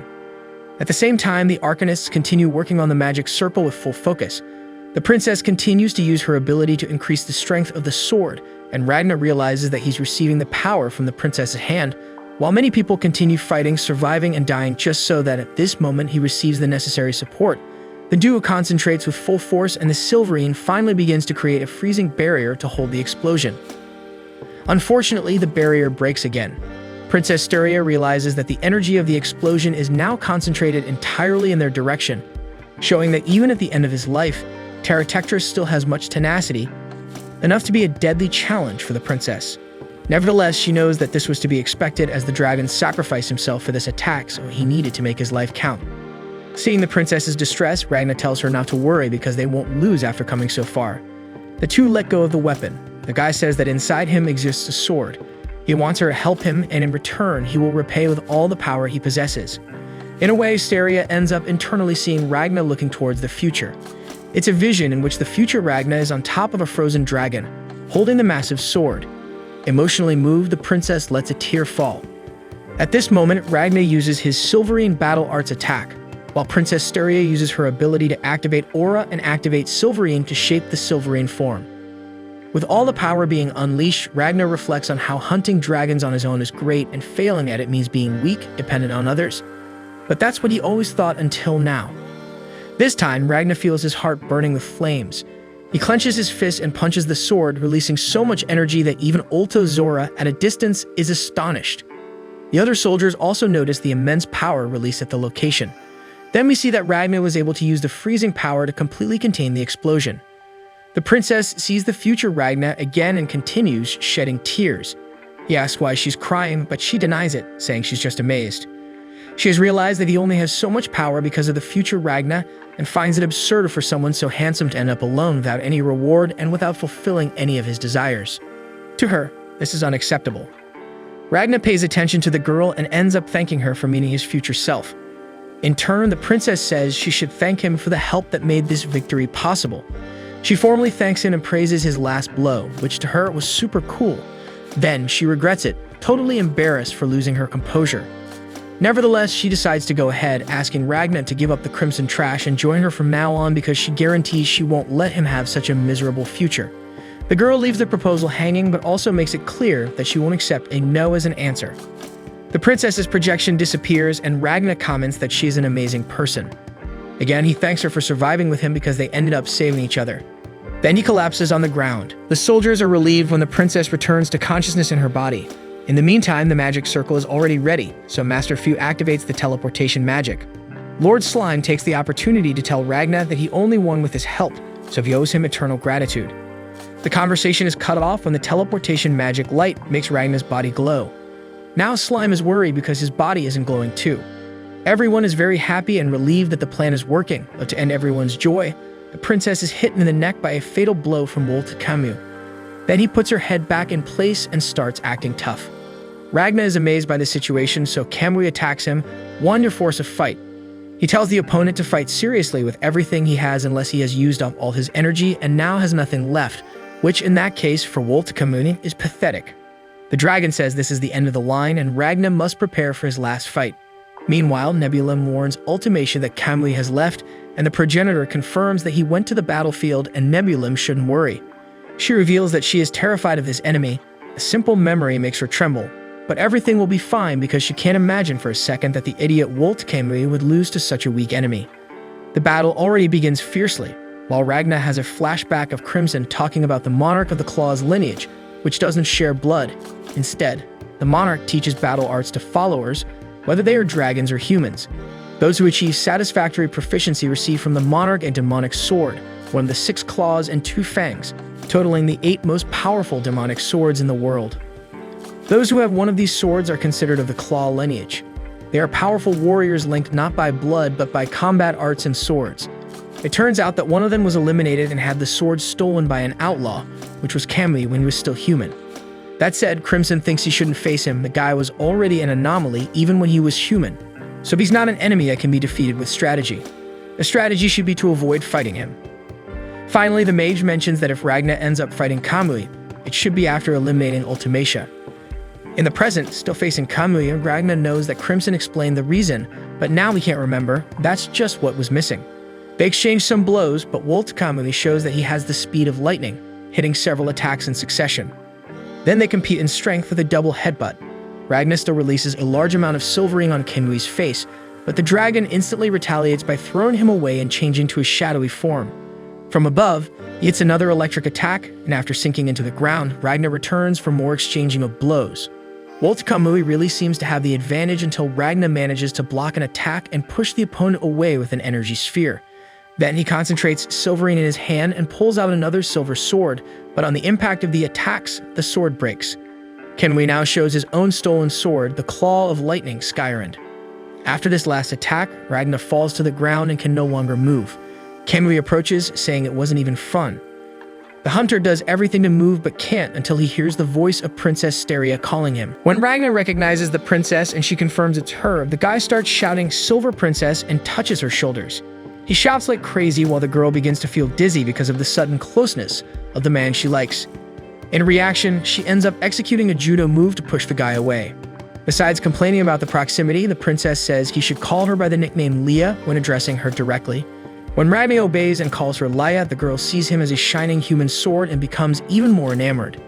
Now that things have calmed down, the guy realizes they're in a completely destroyed place resembling a post-apocalyptic scenario. He asks where they are. The princess replies that it's the place they were teleported to. Ragna asks about the others, and she tells him to follow her. On the way, Steria asks what he thought of Garm and Shin's help. The guy responds that they saved him, that both are very talented, and they became stronger during the battle. At one point, he ended up competing against them, able to unleash even more power from the future than usual. The princess is not surprised because they are the master swordsmen of the brigade. However, she also comments that Garm, not only because of age but also because of skill, thought he had reached his limit, but he ended up breaking that barrier when witnessing Ragnar's strength. Thus, all the experience accumulated over the years still enables him to achieve great feats. On the other hand, Shin is the most talented in the brigade. He would get stronger anyway, but having a rival he wants to surpass further increases his growth rate, and maybe that will make him go further than he would in other circumstances. That said, the princess says it's not just these two, but everyone in the brigade is excellent. She kept an eye on Ike even before he joined the army. The man is very efficient, and without him, the brigade wouldn't be able to operate properly. Chris had a great importance in this battle. He seems like an idiot, but the girl thinks it's just an act, because when it comes down to it, he has moments of great intelligence. About Nazarena, the princess already knew she was very powerful, but it was still surprising in this battle. Few is recognized as a half-dragon thaumaturge who hates people, but he takes care of others well and is respected by subordinates. Also, his sister is in the group, even though he hides it. And finally, the twins, although they don't show much emotion, chose the brigade as their home and fought to protect it. After all this presentation about her followers, the princess suddenly stops and says that from this point on, Ragna must go on without her because Steria needs to forge a sword now. She wonders if it will come out of the head, the heart, or maybe the soul. She remembers that she has had the image of a sword inside her for a long time, but she can't distinguish the details. She only knows it's a sword called Silver Comet. As she utters these words, we see the image of a comet in the background. The princess continues, saying that a long time ago a silver star flew through the cosmos, being the origin of all silver. And creating a sword that carries the name of that comet is the princess's reason for living. She says she will do it, even if it means going to the base. Regardless of what happens, she intends to create a sword worthy of Ragna. Suddenly, the ground beneath the guy gives way, and he starts to fall, while the girl says that actually all she wanted was for them to see each other one last time. Then Ragna wakes up in another place, all bandaged up again. In the same place, there are Chris and the team of mages. The guy leaves the place and finds himself in a camp, realizing he was inside a tent with the others. Outside, he hears the voice of Mr. Slime, who is trying to boost the morale of the humans, but in a very offensive way. When Slime realizes Ragna has woken up, he jumps on him happily because the guy is finally standing after sleeping for 2 days. He says all this while calling Ragna a stupid and idiotic human. At this moment, Ike appears and is also relieved to see that Ragna has awakened. He then invites the guy to meet a certain person. On the way, the Reaper asked about Shin, so Slime replies that the short guy left alone because he couldn't stand the morning atmosphere either. At this point, some civilians appear asking Ike how long they need to stay in the camp. When Ike replies that they will stay a little longer, one of the men says they are running out of food. A woman asks for medicine for her baby who has a fever. The soldier says he will bring the medicine later but needs to keep moving. The complaints continue, but unfortunately, there's not much he can do at the moment, so he moves on. A little farther away, Ike explains that they managed to teleport 600 civilians, and there are several other camps like this one. About 80 brigade members survived, but few of them can move. As long as it continues like this, they won't be able to do everything that needs to be done. Suddenly, Ike realizes that Ragna hasn't eaten anything yet. He apologizes and decides to go back to get some military rations, but Ragna says he's more worried about Ike himself. Although he says it's okay, he reveals that he just wanted anything. Because if he stops at this moment, he thinks he won't be able to do anything else. So at least at this moment, he must act on behalf of the princess. With that, Ragna begins to talk about something he felt, but before he can start explaining, a girl appears asking if he's the Reaper. The hunter immediately recognizes the voice and face of Ultimacia and quickly lands a heavy blow that knocks her down instantly. The guy goes crazy, but Ike manages to hold him, trying to explain that this is not the winged monarch. Suddenly, time stops and several other girls with the same appearance appear in front of them. They speak completing each other about how the Reaper is indeed very strong, which confirms the rumor about his battle against the winged monarch in the capital ending in a tie. They even consider going back in time a little because of the one who was attacked, but they decide it's not necessary because they still have several of them. The oldest of the girls decides to become the spokesperson instead. They reveal they are all identical, and the spokesperson comments on the Reaper's resentment toward the dragon woman who has the same face, but then explains that they are not the winged monarch, but the dragon scourge of the Solarian Church. And just like him, they want to destroy the dragons. At this moment, Ike bends down and pleads for forgiveness for Ragna, who is confused from just waking up, and because it was he himself who wanted to bring the Reaper to this place, he should be the one punished. However, Solariana doesn't intend to punish the guy. Furthermore, she believes that if what happened in Lys is true, Ragna must also be a miracle of God, since the value of one of them doesn't even come close to his value. On the other hand, Ragna starts to remember this detail that they have the same face and magic, but they're not dragons. But despite everything Solariana said, she ends up saying that she will grant Ike's request and punish herself. After all, they are all miracles of God too, and the loss of one of them shouldn't go unpunished. After vomiting at the sight of so many women identical to Ultimacia, Ragna asks that instead of taking Ike's life, they use the power of time to bring the other one back. The priestess confirms that she can do that, but it's something that consumes a lot of magical power, and it's not worth it for just one of them. With that, the Reaper then says that if they eliminate Ike, he will end each one of them. Thus, the spokesperson ends up agreeing and revives the companion, who soon realizes that she had died. The current spokesperson confirms what happened and asks if she should return to her position as Karula. Then the revived one denies it because she doesn't know what happened while she was dead, so the other one should continue. Seeing this, Ike remembers that some time ago he asked the princess why she didn't want to become a dragon scourge. The answer was simply that she didn't want to become one of them. Now Ike understands that they are all lunatics. After that, they go to another place in one of the ruins, where Solariana explains that these are the ruins of a city from the ancient civilization, which the Solarian Church preserves. This place is protected by several layers of barriers that prevent dragons from approaching. At this moment, it is revealed that the priestess healed Ragna, but she couldn't do much because he has an impressive constitution. The guy is very resistant to magic, and the more he regains strength, the less effective the magic becomes, and thus, Solariana only managed to save him from almost dying, but he still remains severely injured. Seeing the way she speaks, Ragna can only remember even more of Ultimacia, and this makes him nauseous again, having to ask the girl to cover her face. She understands that it's an uncomfortable image for him, as he hates the monarch so much. It's at this moment that Nazarena approaches to serve everyone at the table. Ike seems uncomfortable, and when Ragna recognizes the woman, Karula explains that she is also from the Solarian Church.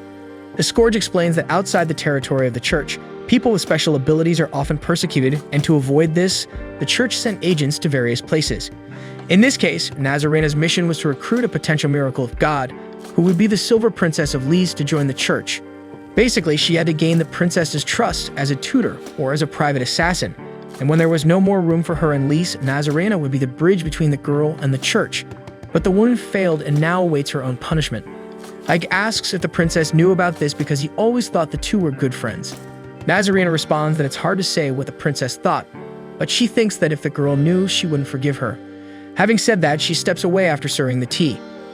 The Reaper refuses the drink, so only the girl and the slime drink it. Then, calling Ragna master, she invites him to be a dragon scourge.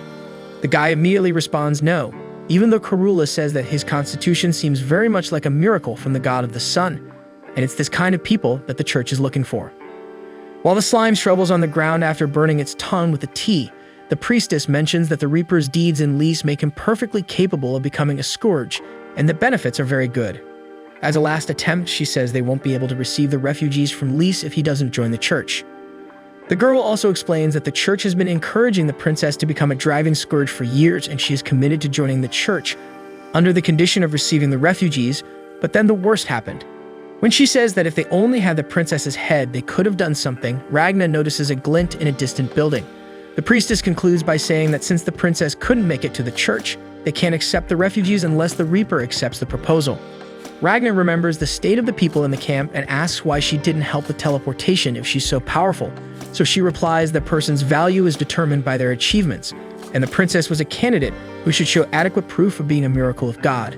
But she couldn't, unlike Ragna, who seems to have been chosen by the god of the sun. The guy says he doesn't care about that divinity, so Karula comments that everyone receives blessings from the god even without knowing, two examples being sunlight and silver. Angry, the Reaper destroys the table, asking why the god doesn't come down to destroy all the dragons. Without a response, Ragna says that the church will receive the refugees, and in return, he will end the winged monarch. The girl approves the proposal while returning the tea to the cup. After all this, Ike apologizes for using Ragna as a bargaining chip, but the guy knows that he did what had to be done. Under the excuse of needing to go, Ragna steps away, accompanied only by the slime, but in fact, he goes to the building where he saw that glint, where he finds Crimson. Next week, we'll have more of this anime as soon as the new episode is released, so go ahead and subscribe to the channel, and don't forget to hit the like button below to support this video. See you guys.